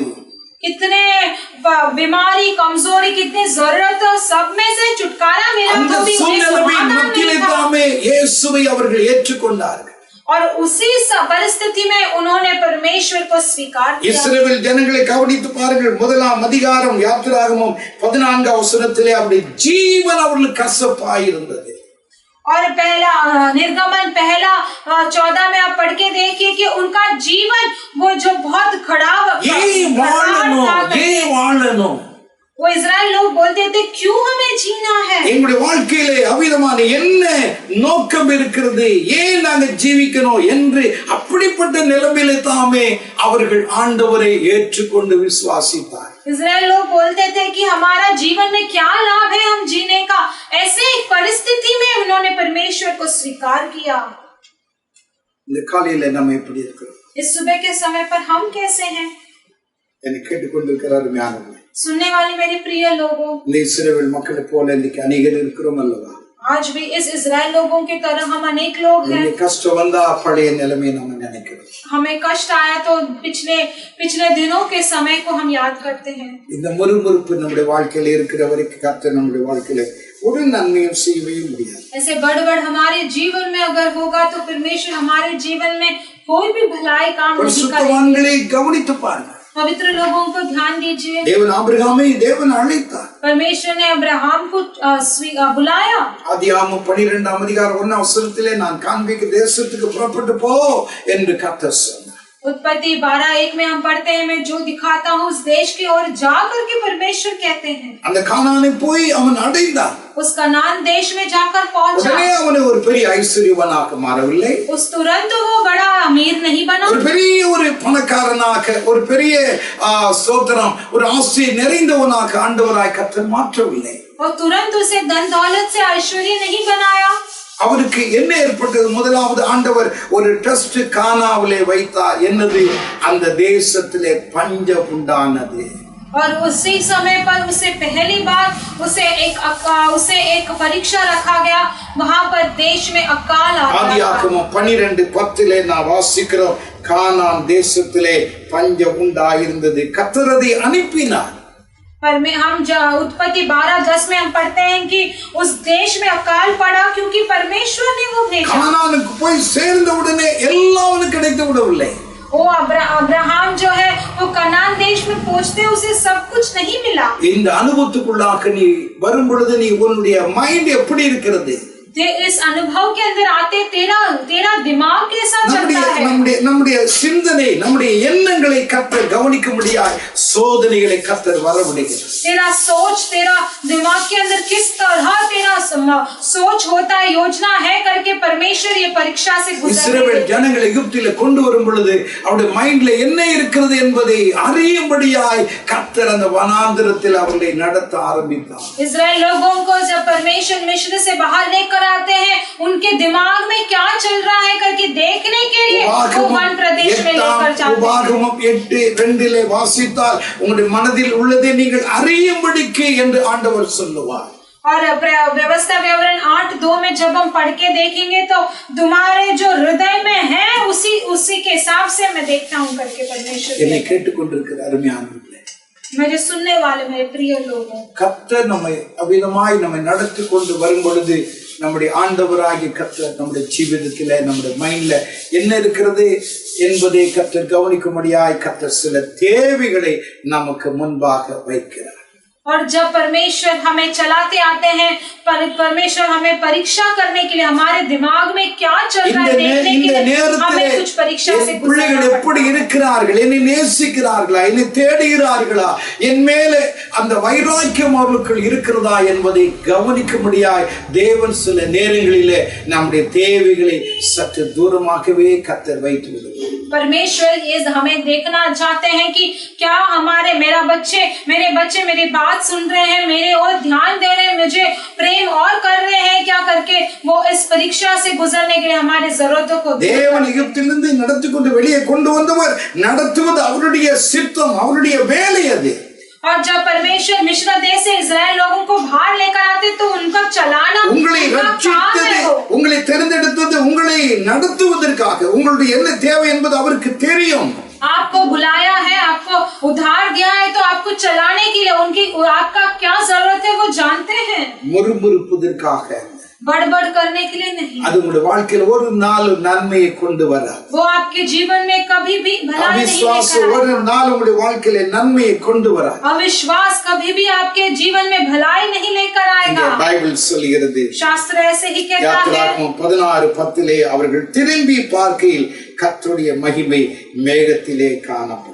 और निर्गमन 16:10 में हम पढ़ते हैं कि उन्होंने जब दृष्टि उनकी और क्या तो बादल से महिमा उतर ஏனென்றால் ஆண்டவராய் கர்த்தர் அவர்களை பார்த்து இப்படி சொன்னார், क्योंकि परमेश्वर यहोवा उनको देखकर कहा। 16 அதிகாரம் 7 வசனத்திலே விடியற் காலத்திலே கர்த்தருடைய மகிமையை நீங்கள் காண்பீர்கள். 16:7 में हम पढ़ते हैं कि भोर को तुम्हें यहोवा का तेज देख पड़ेगा। கர்த்தருடைய மகிமையை நீங்கள் காண்பீர்கள். यहोवा का तेज आपको दिखेगा। அருமையான தேவன், कितना प्यारा परमेश्वर है। அவர் சொல்லுகிற வார்த்தை ஒரு நாளாகிலும் அமிதமாய் மாற்றப்படுகிறல்ல, அதே போல கர்த்தருடைய மகிமையை கர்த்தர் காண்பித்தார். और वो उनका जो भी वचन है, उनका जो भी प्रतिज्ञा है, कभी भी वो वादा से नहीं टुकराते। उसी तरह उन्होंने திரும்பி பார்த்தார்கள். கர்த்தருடைய மகிமை ஆண்டவர் சொன்னது போல விடியற் காலையிலே கண்டார்கள். उन्होंने पीछे मुड़ के देखा, उसी तरह उन्होंने भोर के समय पर परमेश्वर का महिमा को उन्होंने देखा। என்ன நடந்தது? क्या हुआ? 13 15 வசனம் வரைக்கும் வாசித்தார். அவர்கள் இருக்கிற அந்த வீடுகளின் பக்கத்திலே வீடுகளிலே எல்லாம் அந்த பாளையம் முழுவதும் ஒரு ஒயிட் கலர்ல வெள்ளை நிறமாயிருக்கிற ஒரு அமிதமான ஒரு பதார்த்தங்கள் கீழே விழுந்து கிடந்தது. और उसके बाद क्या हुआ? 13 से 15 जब आप पढ़ेंगे तो देखेंगे कि उनके पूरे बटेरे की ओर उनके ऊपर वो ओस पड़ने लगा। வேற எங்கேயும் ஓட வேண்டாம், यहाँ वहाँ उन्हें दौड़ने नहीं அவர்களுக்கு வயல்ல போய் வேலை செய்ய வேண்டாம், और जाकर खेत में काम नहीं करना है, खेतों में ஒரு ஃபேக்டரியில போய் வேலை செய்ய வேண்டாம், कोई जाके फैक्ट्री में काम नहीं करना है। காலை எழுந்திருக்கணும், வீட்டுக்கு முன்பாக போய் நிற்கணும், भोर के समय पर उठना है, घर के सामने आके खड़े होना है। அங்கே ஆண்டவர் அதுக்கு வேண்டிய எல்லா ஆகாரங்களை கர்த்தர் வைத்திருந்தார். और उनको जो चाहिए था परमेश्वर वो सारे भोजन उनके सामने रखे। 15 வசனத்தில் எப்படி வாசிக்கிறோம், அவர்கள் எடுத்து அதை புசிக்கும் பொழுது அது ஸ்தோத்திரம் அது எப்படி இருந்ததா? 31 வசனத்துல அது தேனீட்ட பணியாரம் போல இருந்தது. और हम 31 में हम पढ़ते हैं तो दिखाई देगा कि वो जब वो भोजन खा रहे थे तो किस तरह था, वो स्वाद मधु के बने हुए இதுவரைக்கும் எந்த மனுஷன் உலகத்துல ஒண்ணு சாப்பிட்டதில்லை. इस तरह आज तक कोई भी मनुष्य ने नहीं खाया। ஆண்டவராகிய கர்த்தர் மோசேயிடத்தில் சொன்னார், ஒரு ஓமர் அளவு ஒரு பாத்திரத்துல அந்த மன்னாவை எடுத்து அவ்விதமாய் ஸ்தோத்திரம் கர்த்தருடைய சமூகத்தில் கொண்டு போய் வை. और इसीलिए परमेश्वर ने मूसा को कहा कि एक बर्तन लेकर उसमें परमेश्वर का मन्ना लेकर परमेश्वर के सम्मुख में जाकर, உலகத்தில் யாரும் புசிக்காத ஒரு ஆகாரத்தை இந்த ஜனங்களுக்கு நான் கொடுத்திருக்கிறேன். क्योंकि आज तक कोई भी व्यक्ति नहीं खाया वैसे भोजन मैंने इन लोगों को दिया है। ஸ்தோத்திரம் ஒரு அடையாளமாய் காணப்படட்டும். यह एक चिन्ह बनकर देगा। வெளிப்படுத்தின விசேஷத்தில் ஆண்டவர் சொல்லும் பொழுது அந்த ஜெயம் கொள்கிறவருக்கு அந்த மறைவான மன்னாவை கொடுப்பேன் என்று கர்த்தர் வாக்கு பண்ணினார். और प्रकाशित वाक्य में परमेश्वर कहते हैं कि जीतने वालों को उस रहस्यमय मन्ना को मैं दूंगा करके परमेश्वर ने प्रतिज्ञा किया। வாசிக்கிறோம், இந்த மன்னா தூதர்களின் அப்பமாக இருந்தது. और यहाँ पर हम पढ़ते हैं कि ये मन्ना जो है वो दूतों का भोजन था। 28 சங்கீதம் 78 சங்கீதம் 25 வசனத்திலே அது தூதர்களின் அப்பம் என்று பரிசுத்த வேதம் சொல்லுகிறது. 78 भजन संगीता 20 में हम पढ़ते हैं कि वो दूतों का भोजन है करके पवित्र शास्त्र அவர்கள் புசித்தபடினாலே தான் அவர்கள் காண்டாமிருகத்துக்கு பலன் உள்ளவர்களாய் காணப்பட்டார். और उन्होंने उसे खाया इसीलिए वो बहुत बलवान बन गए थे।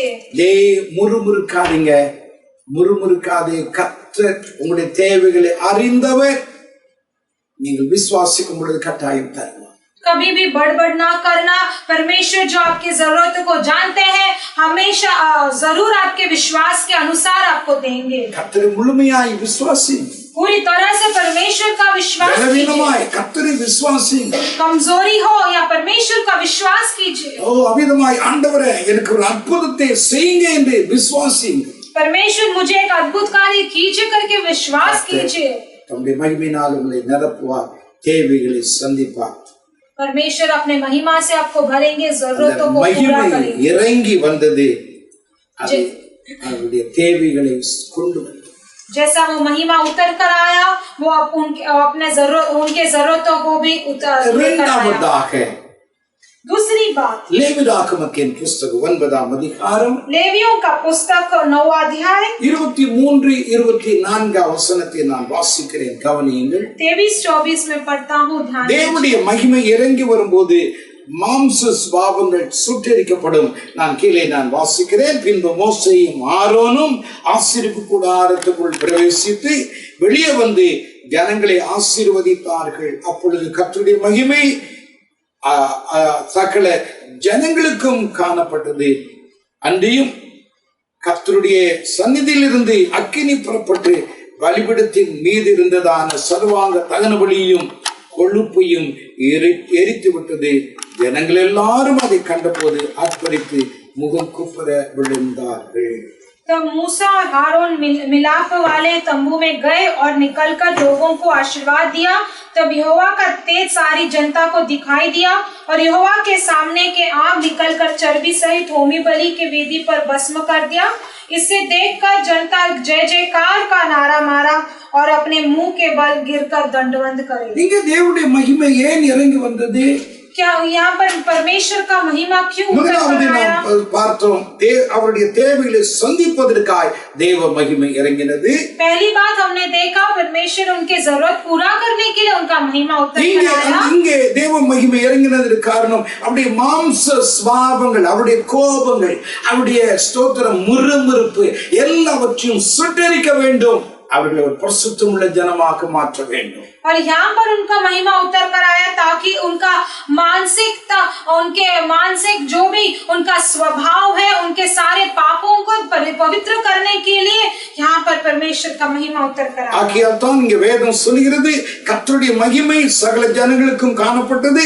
அன்றையும் கர்த்தருடைய சந்நிதியிலிருந்து அக்கினி புறப்பட்டு பலிபீடத்தின் மேல் இருந்ததான சர்வாங்க தகன பலியையும் கொழுப்பையும் எரித்து விட்டது.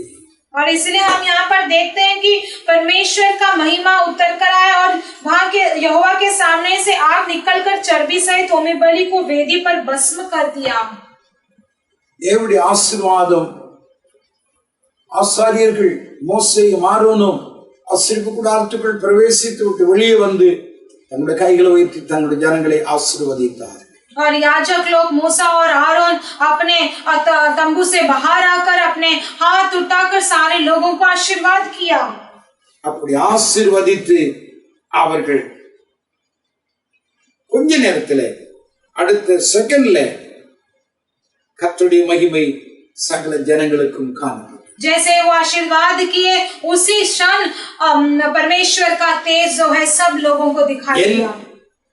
ஊழியக்காரர்கள் என்னுடைய தாசர்கள் உங்களை ஆசீர்வதித்தது உண்மை, நான் உங்களை ஆசீர்வதிக்க போகிறேன் என்பதற்கு அடையாளமாய் என் மகிமையை உங்களுக்கு முன்பாக நான் கொண்டு வந்திருக்கிறேன் என்று கர்த்தர் இங்கே அவர்களுக்கு அறிவித்தார்।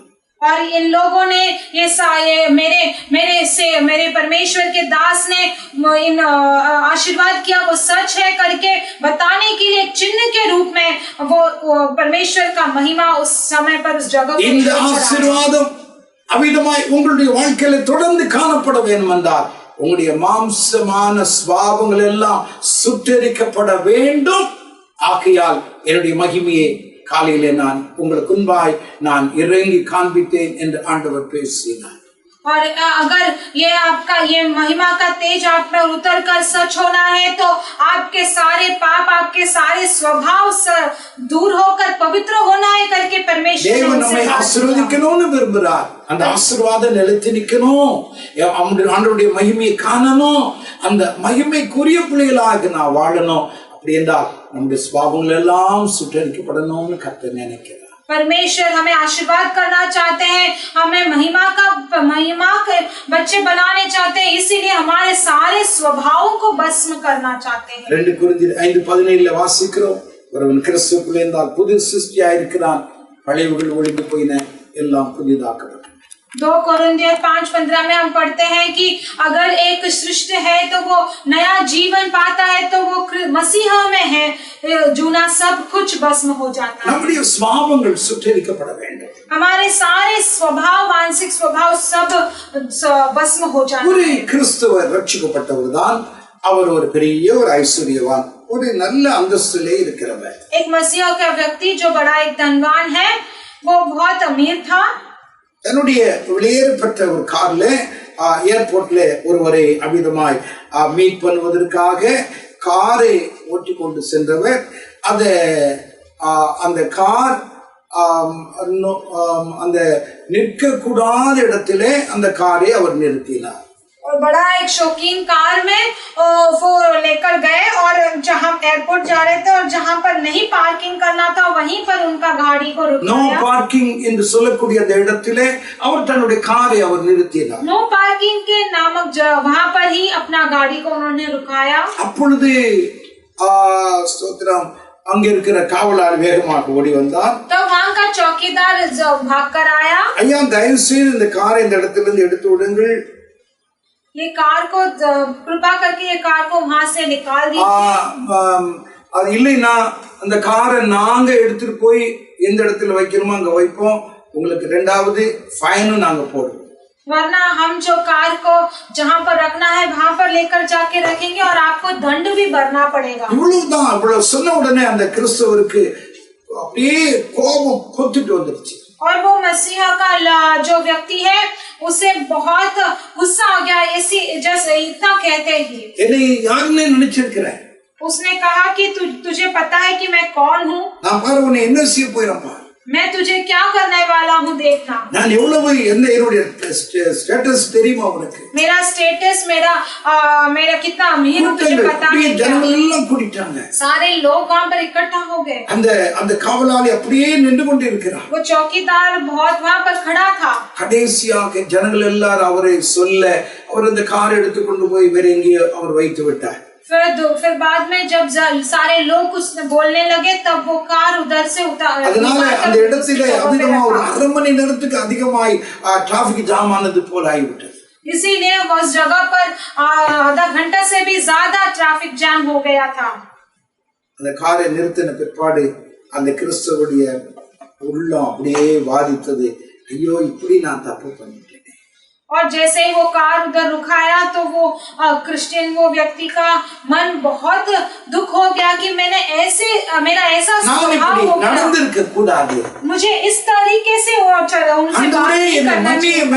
மன்னியும் என்று கண்ணீர் விட்டு அந்த மனுஷன் அழுதான். वो प्रार्थना करने लगा, परमेश्वर मुझे माफ कीजिएगा। நம்முடைய வாழ்க்கையில அநேகருடைய வாழ்க்கையில இன்னைக்கு எப்படி இருக்கிறது என்று சொன்னால் ஸ்தோத்திரம், இன்னைக்கு கோபம், அவிதமாய் முறுமுறுப்பு, வைராக்கியம், பலவிதமான நிலைமை.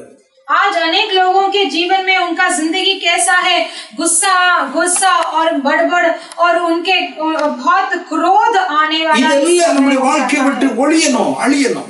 उनका स्वभाव ऐसे सभी वो बदल जाना है। யோவான் 18ஆம் அதிகாரத்துல இயேசு கிறிஸ்து சீஷரோடு கூட ஜெபம் பண்ணிட்டு அவர் வெளியில வர்றார். யூதாஸ் அவரை காட்டிக் கொடுப்பதற்காய் போர் வீரர்களோடு கூட தோட்டத்துக்கு வந்தார். और यूना 18 अध्याय में हम देखते हैं यीशु मसीह वो गेत्सेमने से प्रार्थना करके बाहर निकलते हैं, तब यूदास वो सैनिकों को लेकर आके वहां पर आ जाता है। அவங்க இயேசுவை பிடிச்சிட்டாங்க. तब यीशु को उन्होंने पकड़ लिया। பேதுரு பக்கத்துல தான் இருக்கிறார். पतरस बाजू में ही खड़ा था। உடனே அவர் தன்னுடைய இடுப்பில் இருந்ததான அந்த பட்டயத்தை உருவி அந்த வேலைக்காரனுடைய மல்குஸ் அவன் பேரு, அவன் காதை அப்படியே துண்டா வெட்டிட்டார். तब उनके कमरे का जो पट्टा था उसे उठाकर उसे मारकर उस बाजू के वो सैनिक के कान को काट दिया। தன்னுடைய கோபத்தை அதிலே அவர் காண்பித்தார். उसका क्रोध को उस तरह उसने दिखाया। அப்படி ஒரு மனுஷனுடைய ஒரு வேலைக்காரனுடைய காது அப்படியே துண்டித்து கீழே விழுந்தது. उसके वजह से उस नौकर का कान उस वैसे ही कट कर गिर गया। இயேசு அந்த இடத்துல இருந்தார், பார்த்துட்டே இருக்கிறார். तब यीशु वहां पर थे, देख रहे थे। பட்டயத்தை உரையில போடு, और उन्होंने कहा उस पट्टे को वहां पर பட்டயத்தை डाल देना। எடுக்கிறவன் பட்டயத்தினால் சாவார். उस तलवार को वहां डाल दे, और जो तलवार से मारता है वही तलवार से मरेगा। அந்த காதை எடுத்து அந்த கரெக்டாய் அந்த இடத்துல ஃபிக்ஸ் பண்ணி அவனை சுகமாக்கினார் என்று லூக்கா 22:51 நான் வாசிக்கிறேன். और लूका 22:51 में हम पढ़ते हैं कि जैसे ही वैसे बोलते यीशु ने उस कान को उठाया और उस मनुष्य के कान में बराबर रखा और वो एकदम बड़ा सही हो गया। இயேசு கிறிஸ்து அவருக்கு பிரச்சனை தான், ஆனா எவ்வளவு சாந்தமாய் அவருடைய சுபாவங்களை ஆண்டவராகிய கர்த்தருக்கு வெளிப்படுத்துவதை நான் பார்க்கிறோம். यीशु मसीह का भी इतना परेशानी है, लेकिन उस समय पर भी वो कितने शांति से अपना स्वभाव को प्रकट करते हम यहाँ पर देख सकते हैं। இயேசுவின் பிள்ளைகளாகிய நம்முடைய வாழ்க்கையிலும் இந்த கிறிஸ்துவை பின்பற்றுகிற நமக்கு அப்படிப்பட்ட சுபாவங்கள் வர வேண்டும். यीशु के बच्चे हमारे जीवन में भी इस मसीहा के रास्ते में चलने वाले हमारा स्वभाव भी उन्हीं के जैसे बदलना है। நம்முடைய சரீரத்திலே 2 போர் வீரர்கள் இருக்கிறார்கள். हमारे शरीर में 2 वीरता है। ஒன்று கோபம், இச்சை, இந்த விதமான பாவம், முறுமுறுப்பு, இவைகள் எல்லாவற்றையும் உண்டு பண்ணுகிற சாத்தானுடைய செயல்கள் ஒரு பக்கத்தில் இருக்கிறது. एक दिशा पे देखा जाए तो हमारा क्रोध, हमारा बहुत गुस्सा, बड़बड़ाना या हमारे इतने सारे पापों का शैतान एक जगह पे है। இவைகள் எல்லாவற்றையும் அமிதமாய் அழிப்பதற்காக பரிசுத்த ஆவியானவர் என்ன செய்கிறார், நம்முடைய சரீரத்தில் இருந்து அவனோடு கூட போர் செய்து அந்த பாவத்திலே விழாதபடிக்கு காக்க கர்த்தருடைய ஆவியானவர் நமக்கு உதவி செய்கிறார். और इस बीच में हमारे अंदर जो पवित्र आत्मा जो है वो इस शैतान के साथ लड़ाई करते हुए उस शैतान को हमारे ऊपर ना आने देता है और हमें एक जीत लाता है। ஆகையால் தான் கலாத்தியர் 5:17 நாம் இப்படி வாசிக்கிறோம். वही गलातियों 5:17 में हम पढ़ते हैं, மாம்சம் ஆவிக்கு விரோதமாகவும் ஆவி மாம்சத்துக்கு விரோதமாய் போர் செய்கிறது. और हम यहाँ पर पढ़ते हैं कि शरीर आत्मा के विरोध में लालसा करती है और यही दूसरी विरोधी भी विरोधी करती है। நம்முடைய லட்சியம் நாம் தேவனுடைய வருகையிலே நாம் எடுத்துக்கொள்ளணும், அந்த மகிமைக்கு நாம் கடந்து போகணும். हमारा इच्छा क्या है कि परमेश्वर के आगमन में हमें भी लेकर जाना है। இந்த பூமியில நாம் ஆசீர்வதிக்கப்படணும். इस पृथ्वी में हम आशीर्वादित அந்த रहना है। ஆசீர்வாதத்தை நாம் தக்க வைத்துக் கொள்ள முடியாது. தேவ மகிமையினால் கர்த்தருடைய ஆவியானவர் நம்மை நிரப்பணும். தேவ மகிமை நம்மை ஆட்கொள்ளணும். उस आशीर्वाद को हमें संभाल कर रखने के लिए परमेश्वर अपने महिमा से भरना है, हमारे महिमा से हमें उभारना है நம்முடைய சுபாவங்கள் எல்லாம் சுட்டரிக்கப்படணும். और हमारे सारे स्वभाव को भस्म करना है। ஏனென்றால் நாம் கர்த்தருடைய வருகையில் எடுத்துக்கொள்ளப்படணும். இல்லாவிட்டால் மேன்மையான உயிர்த்தெழுதலை நாம் காண வேண்டும். क्योंकि हमें परमेश्वर के आगमन में ले जाना है और हमें एक महिमा का एक जागृति रहना है। எபிரேயர் 11:35 மேன்மையான உயிர்த்தெழுதலை அடையும்படிக்கு என்று நாம் வாசிக்கிறோம். इब्रानियों 11:35 में हम पढ़ते हैं कि हम एक बड़ा सा एक छुटकारा पाने वाले हैं। மேன்மையான உயிர்த்தெழுதலை அடையும்படிக்கு और एक हम महिमा भरा एक स्थान हम पाने वाले हैं। ஆண்டவராய் கர்த்தருடைய வருகையிலே எடுத்துக்கொள்ளப்படணும். இல்லாவிட்டால் இந்த பூமியிலே நாம் கடந்து போயிருப்போம் என்றால் அந்த மேன்மையான உயிர்த்தெழுதலை நாம் ஒரு நாள் அடைய வேண்டும். तभी अगर हमें महिमा से भरकर हमें स्वर्ग राज्य में ले जाना है तो वो उत्तम पुनर्स्थान हमें पाना है। ஆண்டவரே என்னுடைய பழைய சுபாவங்கள் எல்லாம் மாற்றுங்க. परमेश्वर हम मेरे सारे जूने स्वभावों को आप बदलिएगा। 2 கொரிந்தியர் 7:1 வாசிக்கிறோம், மாம்சத்தில் ஆவியில் உண்டான எல்லா அசூசியும் நீங்கப்பட வேண்டும். और दो कोरिन्थियों में हम पढ़ते हैं कि हमारे शारीरिक के जो भी प्रकृति है वो सभी हमारा स्वभाव बदलना है। நம்ம எல்லாவற்றையும் சிறுவிலே அறைவதற்கு ஆவியானவருடைய கரங்களிலே நாம் கொடுக்கிறோம். वो सभी सूली पर चढ़ाने के लिए हम आत्मा जी के हाथों में இரண்டாவது தேவ மகிமை இறங்கினதற்கு காரணம் இஸ்ரவேல் ஜனங்கள் தேவைகளை சந்திப்பதற்கு மாத்திரமல்ல, அவள் ஆசீர்வதிக்கப்படணும். அவருடைய பழைய சுபாவங்கள் எல்லாம் சாக வேண்டும், சுட்டெரிக்கப்படணும். दूसरी बात, परमेश्वर का महिमा उतरने का कारण ना केवल वो आशीर्वादित होना है, ना केवल उनकी जरूरतें पूरा होना है, उनका सारा जूना स्वभाव बदलकर वो आशीर्वादित होना है। மூன்றாவதாக तीसरी बात, என்னாகமம் 14:10 எப்படி வாசிக்கிறோம்? गिनती का पुस्तक 14:10 में हम ऐसे पढ़ते हैं, அப்பொழுது அவர்கள் மேல் கல்லெறிய வேண்டும் என்று சபையார் எல்லாரும் சொன்னார்கள். உடனே கர்த்தருடைய மகிமை ஆசரிப்பு கூடாரத்தில் இஸ்ரவேல் புத்திரர் எல்லாருக்கும் முன்பாக காணப்பட்டது.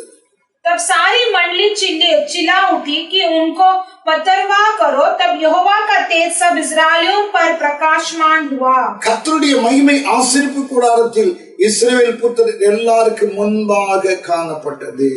तब यहोवा का तेज सब इस्राएलियों पर प्रकाशमान हुआ। இங்கே கர்த்தருடைய மகிமையை நாம் இங்கே பார்க்கிறோம். यहाँ पर परमेश्वर के महिमा को हम देखते हैं। இந்த மகிமை இறங்கி வந்ததற்கு காரணம் ஆண்டவர் சொன்ன வார்த்தை அத்தனையும் சத்தியம், உண்மை. அதை இந்த ஜனங்கள் நம்பவில்லையே. அதை உணர்த்துவதற்காய் ஆண்டவராகிய கர்த்தருடைய மகிமை அந்த இடத்திலே கூடாரத்திலே அங்கே காணப்பட்டது. परमेश्वर का महिमा उतरने का कारण यहाँ पर ये था कि परमेश्वर ने जो भी कहा वो सत्य था, लेकिन वो लोग उनका विश्वास नहीं कर रहे थे। इसलिए परमेश्वर का वो महिमा जो है उस समय पर उस तंबू में उतर कर आया। தேவன் என்ன பேசினார்? परमेश्वर ने क्या बात किया? உபாகமம் 1 व्यवस्था विवरण का पुस्तक 1 अध्याय 8वां वचन में, இதோ இந்த தேசத்தை உங்களுக்கு முன்பாக வைத்தேன், உங்கள் பிதாக்களுக்கு ஆணையிட்டு கொடுத்த அந்த தேசத்தை சுதந்திரித்துக் கொள்ளுங்கள் என்றார். मैं उस देश को तुम्हारे सामने किए देता हूँ और तुम्हारे पितरों से शपथ खाकर कहा था कि तुम ये अपना ये देश जो अपने वंश के आगे बढ़ाओ। ஆண்டவர் சொன்னார், இந்த தேசத்தை உங்களுக்கு முன்பாக நான் வச்சிட்டேன். परमेश्वर ने कहा कि ये देश को मैं तुम्हारे सामने பிதாக்களோடு கூட உடன்படிக்கை பண்ணிட்டேன், உங்களுடைய பிள்ளைகளுக்கு சந்ததிக்கு நான் கொடுப்பேன். तुम्हारे पितरों के साथ मैंने ये शपथ खाया कि मैं तुम्हारे वंश को ये நீங்கள் சுதந்திரித்துக் கொள்ளுங்கள். अब आप जाकर उसे अधिकार कर लेना। அதற்காக தான் எகிப்திலிருந்து உங்களை வெளியே கொண்டு வந்திருக்கிறேன். इसलिए मैंने तुम्हें मिस्र देश से बाहर लेकर आया। உபாகமம் 1:21 மோசே தன்னுடைய கருத்தையும் சொல்றார். और व्यवस्था विवरण 1 24 में मूसा अपना भी व्यवस्था रखता है। இதோ உன் தேவனாகிய கர்த்தர் அந்த தேசத்தை உனக்கு முன்பாக வைத்திருக்கிறார்.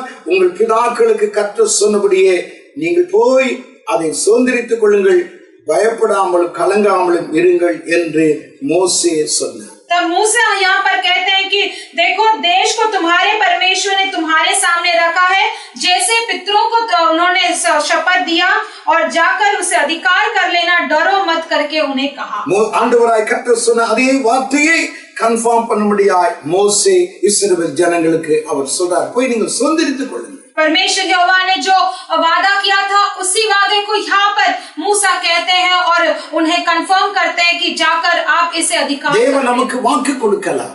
परमेश्वर हमें वादा किया होंगे, ரட்சிப்பை சுதந்தரித்துக் கொள்வது நம்முடைய கடமை. लेकिन उस उद्धारता को अधिकार करना हमारा ஞானஸ்நானத்தை कर्तव्य है। பெற்றுக் கொள்வது நம்முடைய கடமை. उस बपतिस्मा का अधिकार लेना हमारा பரிசுத்த कर्तव्य है। ஆவியின் அபிஷேகத்தை பெற்றுக் கொள்வது நம்முடைய கடமை. पवित्र आत्मा की अभिषेक पाना हमारा कर्तव्य है। தேவன் வாக்கு கொடுத்திருக்கிறார். परमेश्वर ने वादा किया है, அதை சுதந்தரித்துக் கொள்வதும் கொள்ளாதது நம்முடைய காரியமாகும். उसे अधिकार करना और ना करना हमारा कार्य है। உடனே அந்த மோசே சொன்ன உடனே ஜனங்கள் எல்லாருக்கும் புரிஞ்சிருச்சு, சரி நாங்க போகிறோம், நாங்கள் அந்த தேசத்தை சுதந்தரித்துக் கொள்ள வேண்டும். तब जैसे ही मूसा ने ये कहा उन लोगों को समझ में आ गया और उन्होंने कहा ठीक है, हम वो देश को जाकर हम உடனே இந்த ஜனங்கள் எல்லாரும் ஒரு காரியத்தை சொன்னாங்க. तब ये लोगों ने एक कार्य को कहा, அத்தனை பேர் போய் அந்த தேசத்தில நாம் போவதற்கு முன்பாக நம்முடைய கோத்திரத்திலிருந்து ஒரு 12 பேரை, ஒவ்வொரு கோத்திரத்தில் ஒருவரை தேர்ந்தெடுத்து 12 பேரை போய் நம்ம அனுப்பி வைப்போம். அவங்க பார்த்துட்டு வந்து அந்த தேசம் இப்படி இருக்கிறது சொன்னால் நம்ம எல்லாரும் தொடர்ந்து நான் மூவ் பண்ணலாம் அப்படின்னு சொன்னாங்க. तब ये लोगों ने कहा कि हमारे 12 गोत्रों से हम उनमें से एक व्यक्ति चुनेंगे और वो सारे 12 लोग वहां जाकर उस देश को देखेंगे, अगर उस देश का सब सही होगा तो हम आगे बढ़ेंगे। உபாகமம் 1:22 வாசிக்கிறோம். हम व्यवस्था विवरण पहला 22 में उसे 12 கோத்திரத்துல 12 பேரை தேர்ந்தெடுத்து அவர்கள் அனுப்புவதற்காய் முயற்சி பண்ணாங்க. 12 பேரை தேர்ந்தெடுத்தாங்க. அவங்க எல்லாரும் சாதாரணமானவர்கள் அல்ல. என்னாகும் 13 அதிகாரத்தில் நீங்க வாசித்தீங்கன்னா தெரியும். और गिनती 13 में अगर आप पढ़ेंगे तो देखा जाएगा कि इन पुरुषों में से जो अलग अलग जाते हैं वो 12 लोग जो है वो साधारण व्यक्ति नहीं थे। என்றால் அவ்வளவு பெரிய கோத்திரத்துல 60,000 1,00,000 பேர் இருக்கக்கூடிய 1,50,000 பேர் இருக்கக்கூடிய அந்த கோத்திரத்துல ஸ்தோத்திரம் அவர் தேர்ந்தெடுக்கிறார் என்றால் சாதாரணமானவர்கள் ஒரு தலைவனை அவர்கள் ஒவ்வொரு கோத்திரத்துல ஒரு தலைவனை தேர்ந்தெடுத்தார்கள். क्योंकि वो गोत्र जो 1 लाख से भी अधिक लोग होंगे, उन गोत्रों में से एक व्यक्ति को चुनना वो साधारण सा काम नहीं है, वो बड़ा एक कर्तव्य होता है और उसे बड़ा मुख्य बनाया जाता है। 12 பேரும் 12 தலைவர்கள். इसका मतलब वो 12 लोग जो है 12 गोत्रों का एक मुख्य अधिकारी है। தலைவர்களைத்தான் ஆண்டவராகிய கர்த்தர் மோசேயின் மூலமாய் அங்கே அனுப்பி வைக்க கர்த்தர் தீர்மானித்தார். इसीलिए इन 12 लोगों से मुख्य लोगों के साथ इस मूसा ने ये मान लिया कि उन्हें इस देश के पास लेकर जाना है। மோசே எல்லாரும் போவதற்கு முன்பாக யோசுவாவை கூப்பிட்டார். तब मूसा सब जाने से पहले योशुआ को क्या बुलाते हैं? என்னாகும் 13:8 गिनती 13:8 में அவனுக்கு அவனுடைய பெற்றோர்கள் வைத்த பேர் ஓசையா என்று பெயர். और उनके माता पिता ने उनका नाम ओसया करके रखा था। அப்படி என்றால் கர்த்தாவே ரட்சியும் என்று அர்த்தம். इसका होशे का मतलब है कि उद्धार देना। மோசே அவனை அங்க அனுப்புவதற்கு அவனை கூப்பிட்டு நான் அவனுக்கு ஜோசுவான்னு பேர் வைக்கிறேன்ப்பா அப்படின்ட்டு. तब मूसा ओसे को वहां पर भेजने से पहले उन्होंने कहा कि मैं तुझे योशु करके नाम रखता हूँ। யோசுவா என்றால் ரட்சகர் என்று அர்த்தம். योशु मतलब रक्षक करने वाला मतलब நீ अनेकரை நீ ரட்சிக்கக்கூடியவனாய் காணப்படுவாய். तू अनेक लोगों को रक्षा करेगा करके रक्षक करने वाला है। அவனை குறித்து மோசேக்கு ஒரு தரிசனம் இருந்ததினாலே அந்த பெயரை சொல்லி அந்த பெயரை கொடுத்து அவனை அனுப்புவதற்கு அவனை தலைவனாக மாற்றினார். उसके बारे में उसके लिए एक उसके नामक एक सोच था, एक मकसद था, इसीलिए उसको वो नाम देकर उसे वहां पर मुख्य अधिकारी बनाया गया। 13:16 வாசிக்கிறோம். गिनती 13:16 में हम पढ़ते हैं। நான் இப்பொழுது சொன்ன அந்த வார்த்தையை நீங்கள் காணலாம். हाँ, मैंने जो भी कहा था वो आप उसमें देख सकते हैं। இரண்டாவது அங்கே எப்ராயிம் கோத்திரத்திலே காலேபை நாம் பார்க்கிறோம். और दूसरे गोत्र में, इब्राहिम के गोत्र में हम कालेब को देखते हैं। என்னாகமம் 14:24 அவன் ஒரு விசுவாசத்தின் ஆவிய உடையவனாய் காணப்பட்டான். கர்த்தர் அவனே ஸ்தோத்திரம் ஒரு நல்ல சாட்சியோடு கூட நிறுத்தி இருந்தார். அவனும் அந்த தலைவரில் ஒருவராக போகிறார்கள். और यहाँ पर गिनती 14-24 में हम देखते हैं कि विश्वास का आत्मा उसमें भरा था। अभी परमेश्वर ने उसे एक मुख्य अधिकारी उनके बीच में बनाया। என்னாகமம் 13:17-18 மோசே சொல்றார், நீங்க மலையில ஏறுங்க, அங்கிருந்து அந்த தேசம் எப்படி இருக்கிறது, அந்த தேசத்தின் ஜனங்கள் பலவீனரா பலசாலிகளா எப்படிப்பட்டவர்கள் நீங்க பார்த்துட்டு வந்து சொல்லுங்க அப்படின்னு. तब मूसा उन लोगों को कहते हैं, आप जाके उस पहाड़ में, उस पर्वत में चढ़िएगा, वहां से देखिएगा वो लोग कहाँ कैसे हैं, क्या वो कमजोर है या बलवान है। என்னாகமம் 13:25 40 நாட்கள் அந்த தேசத்தை, அந்த கானான் தேசத்தை சுற்றி பார்க்கிறாங்க. और गिनती 13-25 में हम पढ़ते हैं कि 40 दिन तक उस पूरे कानान देश को वो देखते हैं। அவர்கள் தங்களுடைய விசுவாசத்தை, அவருடைய விசுவாசத்தின் பார்வை எப்படி இருக்கிறதோ அதுக்கு தகுந்ததாய் அந்த தேசம் அவளுக்கு காணப்பட்டது. उनका विश्वास का दृष्टि जिस तरह था उसी तरह उन्हें वो देश भी दिखाई दिया। என்னாகும் 13:22 அங்கே காலேப் எல்லாரும் போயிட்டு இருக்கிறாங்க. காலேப் அந்த எப்ரோனை பார்க்கிறார். गिनती 13-22 में हम देखते हैं कि सब लोग जा रहे हैं, लेकिन कालेब उस हेब्रोन को देख रहा है। அந்த எப்ரோனை பார்த்த உடனே அவருக்கு மைண்ட் உள்ள ஆயிடுச்சு. वो हेब्रोन देखते ही उसके दिमाग में कुछ तो चलने लगा। அப்ப அவருக்கு வயசு 40 வயசு. उस समय उसका वय था 40 साल। நமக்கு இனி யோசுவா அது மோசே நமக்கு அந்த தேசத்தை பிரிச்சு கொடுக்கும் போது இந்த எப்ரோனை கட்டாயம் கேட்கணும் அப்படின்னு ஒரு தரிசனம் அவருடைய உள்ளத்துல மைண்ட்ல ஏறிடுச்சு. तब उसके दिमाग में, उसके मन में एक दर्शन था कि जैसे जब मूसा हमें सब देश को बांट कर देंगे, उस समय इस हेब्रोन नामक स्थान को हम ले लेंगे करके। அன்னைக்கு அவ மைண்ட்ல உருவாயிருச்சு. उसी समय उसको वो दिमाग में बैठ गया, ஆண்டவர் இந்த இடத்தை எனக்கு கொடுக்கணும், परमेश्वर ये स्थान मुझे देना। இந்த இடம் அருமையான ஒரு ஆசீர்வதிக்கப்பட்ட இடமா இருக்கிறது. ये हेब्रोन स्थान जो है बहुत आशीर्वादित स्थान है। ஸ்தோத்திரம். அந்த பரிசுத்தவானுடைய உள்ளங்களிலே அந்த இடங்களை குறித்தும் ஆண்டவர் கொடுக்க போகிற ஆசீர்வாதங்களை கொடுத்த ஒரு நல்ல விஷன் அவருடைய மைண்ட்ல உருவாகி கொண்டது. ऐसे इन दासों के दिलों में, मनों में जो परमेश्वर ने एक एक स्थान दिया, वो उनके दिमाग में अच्छे से दर्शन दिखाया। பிள்ளைகளாகிய நம்முடைய வாழ்க்கையிலேயும் ஸ்தோத்திரம் ஆண்டவர் கொடுக்கிற அந்த வார்த்தைகளை நீங்க கேட்கும்போது, பிரசங்கத்தை கேட்கறீங்க, வசனங்களை வாசிக்கிறீங்க, அதை கேட்கும்போது உங்களுடைய உள்ளத்துல ஒரு விஷன் உருவாகணும், தரிசனம் உருவாகணும். हाँ, परमेश्वर के बच्चे, हमारे दिमाग में भी जब हम संदेश सुनते हैं, हम आराधना करते हैं, तो हमारे अंदर भी उस वचन के द्वारा हमारे अंदर वो दर्शन होना चाहिए। எத்தனை பேருக்கு அப்படி இருக்குது எனக்கு தெரியல. कितने लोगों को वो वैसा होता है? நான் சொல்லுகிற வசன வார்த்தைகளை சரியாக நீங்கள் கவனிப்பீர்கள் என்றால் அது மிகுந்த ஒரு ஆசீர்வாதமான வார்த்தையாகும். अगर जो भी मैं वचन कहता हूँ, मैं जो भी मैं विषय कहता हूँ, वो अगर आप सुनेंगे ध्यान से तो மலையில ஏறி மோசே சொன்னது போல அவன் பார்க்கிறான். அந்த 40 நாட்கள் அந்த தேசங்களை சுற்றி பார்க்கிறார்கள். காலேப் எப்ரோனை பார்த்துட்டான். எப்ரோன் தான் அவனுக்கு கிடைக்கும் என்று யாரும் அங்கே எழுதி வைக்கல. ஆனா மைண்ட்ல உருவாச்சு, இந்த எப்ரோன் நிச்சயமாய் நான் ஒரு நாள் கேட்பேன்.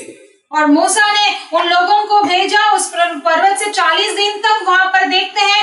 कालेब वो एब्रोन को अपने दिमाग में लगता है और बोलता है ये दर्शन मुझे है और मैं ये एब्रोन को हमेशा நிறைவினால் வாய் பேசும். உங்களுடைய இருதயத்திலே அப்படிப்பட்ட விசுவாசம், தரிசனம் உங்களுடைய உள்ளத்தில மைண்ட்ல உருவாகணும்.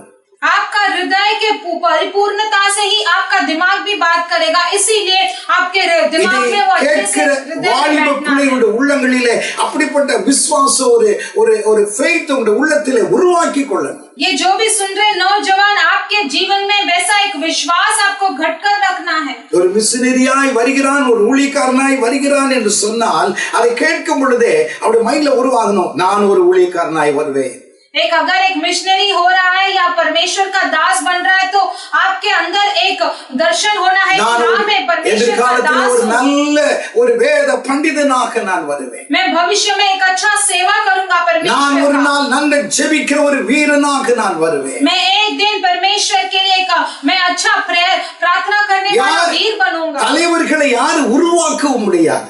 कोई भी एक अधिकारी को नहीं बनाता है। தலைவனை ஒரு ஒரு ஒரு ஒரு லீடரை யார் உருவாக்க முடியாது. कोई भी एक मुखिया को नहीं बनाता है, ஆனால் அது அவனுடைய உள்ளத்தில் உருவாக வேண்டும். लेकिन उसके मन के अंदर वो बनना है। அந்த உள்ளத்தில் உருவாகும் பொழுதுதான் எதிர்காலத்தில் அவன் தலைவனாக மாறுவான். जब उसके अंदर वो उसके दिल के अंदर उसके मन के अंदर वो स्थापन होता है तभी वो मुख्य बन जाता है। 14ஆம் அதிகாரத்திலே காலேபு யோசுவாவிடத்திலே காலேபு கேட்கிறார். और योशुआ 14 अध्याय में हम देखते हैं कि योशुआ से कालेब पूछता है। 14ஆம் அதிகாரம் 7ல இருந்து 12 வரைக்கும் வாசித்தா அவன் சொல்றான், எனக்கு இப்போ 85 வயசாயிருச்சு. அன்னைக்கு நான் அந்த மலைநாட்டை பார்த்தேன், அங்கே ஏனாக்கியர்கள் இருக்கிறார்கள் என்று சொல்லி என் சகோதரர்லாம் சொன்னாங்க. அந்த மலைநாட்டை எனக்கு இப்போ கொடுங்க, நான் அதை சுதந்திரித்துக் கொள்வேன்.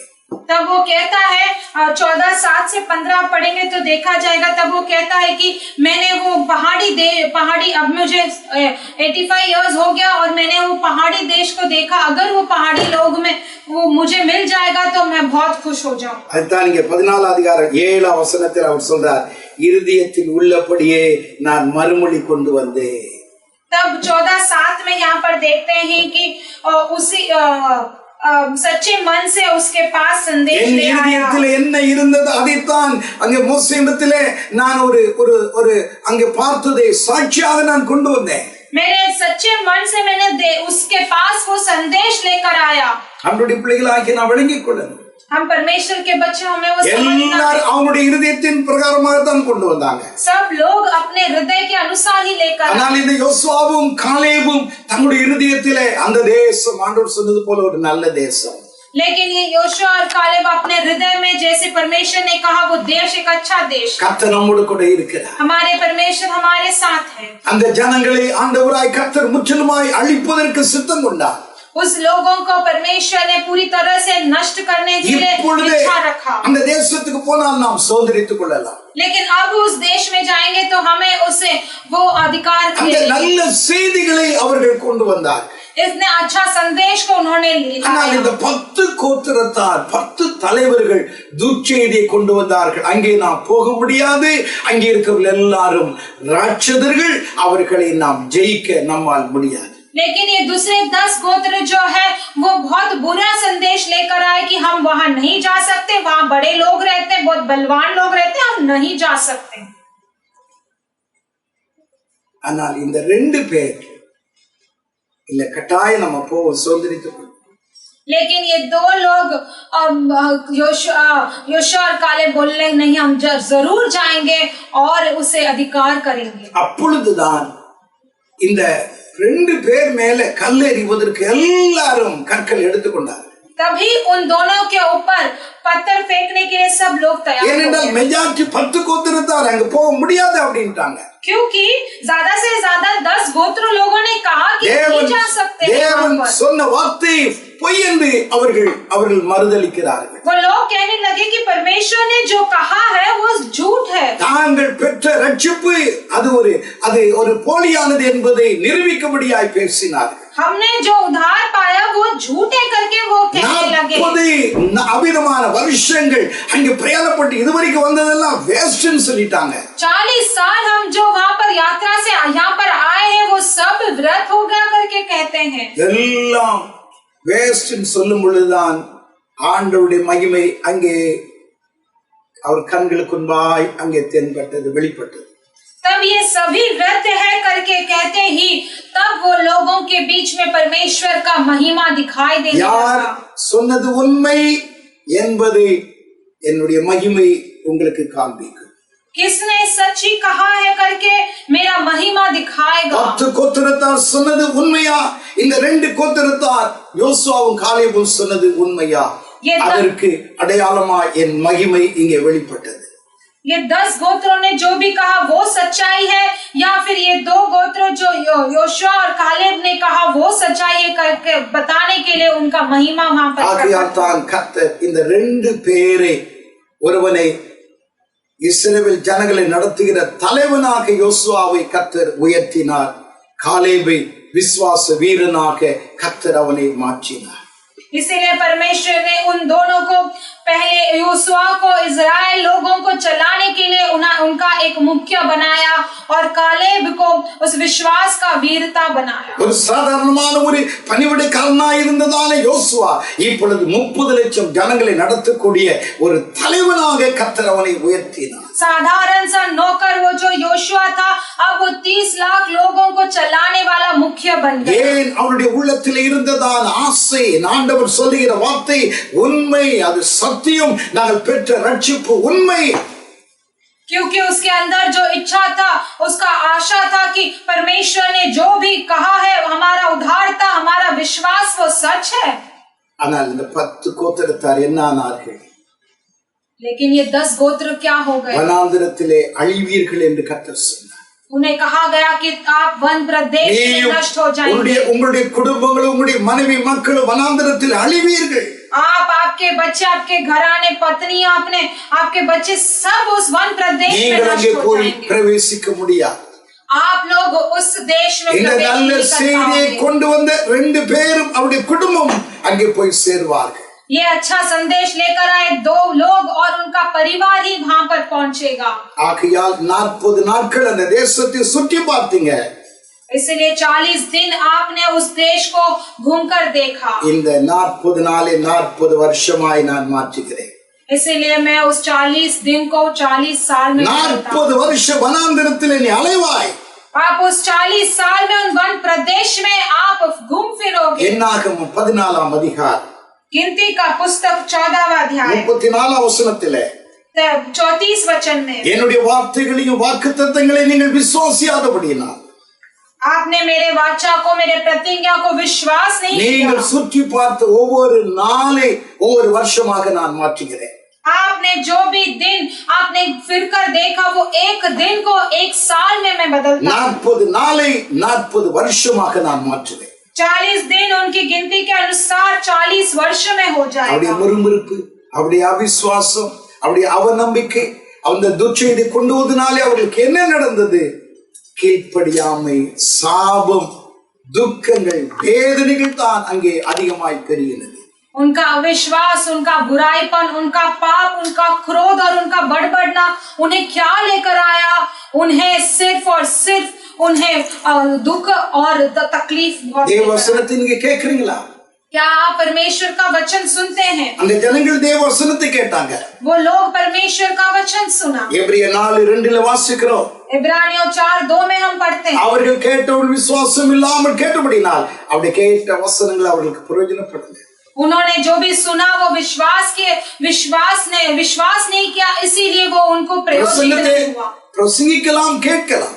आप संदेश दे सकते हैं, सुन सकते हैं. பிரசங்கிக்கிற நானும் கேட்கிற நீங்களும் விசுவாசியாமல் போம் என்றால் அந்த பிரசங்கம், அந்த வார்த்தைகள் வேஸ்ட், பிரயோஜனமே இருக்காது. संदेश देने वाला मैं और वचन सुनने वाले आप अगर वो तुच्छ कर लेंगे, तो विश्वास नहीं करेंगे, तो वो कुछ भी उपयोग नहीं காலேபை होगा. போல, யோசுவாவை போல ஒரு தரிசனத்தின் ஆவியை ஆண்டவராய் கர்த்தர் இந்த நாட்களில் நமக்கு கொடுக்கிறார். कालेब के जैसे, योशुआ के जैसे एक दर्शन का आत्मा हम लोगों को मिलना அந்த है. தரிசனம் அவர்களுக்குள் இருந்ததுனாலே 45 வருஷங்களுக்கு பின்பாக 85வது வருஷத்திலே அந்த எப்ரோனை காலேபு பெற்றுக்கொண்டார். ये दर्शन था, इसीलिए 45 साल के बाद उनके 85 इयर्स में वो एब्रोन को उन्होंने पाया. யோசுவா அந்த ஜனங்கள் எல்லாருக்கும் நூல் போட்டு யார் யாருக்கு எவ்வளவு கொடுக்கணுமோ பங்கிட்டு கொடுத்தார். उसके बाद योशुआ ने उन लोगों को जितना देना है सभी लोगों को बांटकर बराबर கர்த்தருடைய மகிமை ஏன் வெளிப்பட்டது? परमेश्वर का महिमा क्यों प्रकट हुआ? நான் உங்களை ரட்சித்தது உண்மை. क्योंकि मैंने आपको उद्धार நான் किया, உங்களை वो सच है. எகிப்திலிருந்து கொண்டு வந்தது உண்மை. मैंने आपको मिस्र देश से लेकर आया, நான் सच உங்களுக்கு है. வாக்கு பண்ணினது உண்மை. मैंने आपको वादा किया, वाचा இந்த किया, सच வனாந்திரத்தில் है. நடத்தி கொண்டு வந்தது உண்மை. इस वन प्रदेश में चलाया, सच है. இந்த 2 பேர் கொண்டு வந்த செய்தி உண்மை. ये 2 लोग ने भी जो संदेश लाया वो भी सच है. அதற்கு அடையாளமாய் வானத்திலே என் மகிமை வெளிப்பட்டது. और उसका चिन्ह ही बादल से उनका परमेश्वर का உண்மை महिमा என்பதற்கு दिखाया. என்னுடைய மகிமை, வானத்தில் வெளிப்பட்ட அந்த மகிமை அவிதமாய் அடையாளமாய் காணப்படும். उसे सच्चा है दिखाने के लिए बादल से मेरा महिमा जो है वो चिन्ह बनकर दिखाई. மூன்று காரியங்கள் உங்களோட நான் பேசினேன். 3 कार्यों को मैं आपसे बात किया. நிறைய பேசிட்டு போலாம். ऐसे बहुत बात कर सकते हैं. ஆண்டவராகிய கர்த்தர் வருகிற நாட்கள்ல இன்னும் இதை குறித்ததான காரியங்களை நம்மோடு கூட பேசட்டும். परमेश्वर यहोवा आने वाले दिनों में इसके बारे में और बात करेंगे. ஏன் மகிமை வெளிப்பட்டது? क्यों महिमा प्रकट हुआ? என் ஜனங்களுடைய தேவைகள் சந்திக்கப்படும். ताकि हमारे लोगों का जरूरत ஏன் மகிமை வெளிப்பட்டது? क्यों महिमा प्रकट हुआ? என் ஜனம் ஆசீர்வதிக்கப்படணும், அவருடைய சுபாவங்கள் எல்லாம் மாறணும், அந்த மகிமைக்குரிய பிள்ளைகளாக மாறணும். ताकि मेरे लोग आशीर्वादित हुए, उनके सारे स्वभाव बदलना है और वो महिमा के लोग. ஏன் மகிமை இறங்கி வந்து வெளிப்பட்டது? क्यों महिमा उतर कर प्रकट हुआ? நான் உங்களை ரட்சித்தது உண்மை. क्योंकि मैंने आपको उद्धार உங்கள் दिया, பிதாக்களுக்கு வாக்கு பண்ணினது உண்மை. मैंने आपके पुत्रों को वादा किया, वो सच. வனாந்தரத்தில் உங்களை நடத்தி கொண்டு வந்தது உண்மை. और मैंने आपको वन प्रदेश में चलाया, वो भी அற்புதங்களும் அடையாளங்களும் செய்தது உண்மை. अद्भुत और आश्चर्य काम किया, वो भी सच है. அந்த 2 கோத்திரத்தார் காலேபு யோசுவாவும் கொண்டு வந்து சொன்ன வார்த்தைகள் உண்மை. அதற்கு அடையாளம் என்னுடைய மகிமை உங்களுக்கு முன்பாக வெளிப்பட்டது. और ये 2 गोत्र कालेब और योशुआ ने जो आपके पास लाया, वो संदेश भी सच है, इसीलिए मेरा महिमा आपके बीच में प्रकट हुआ.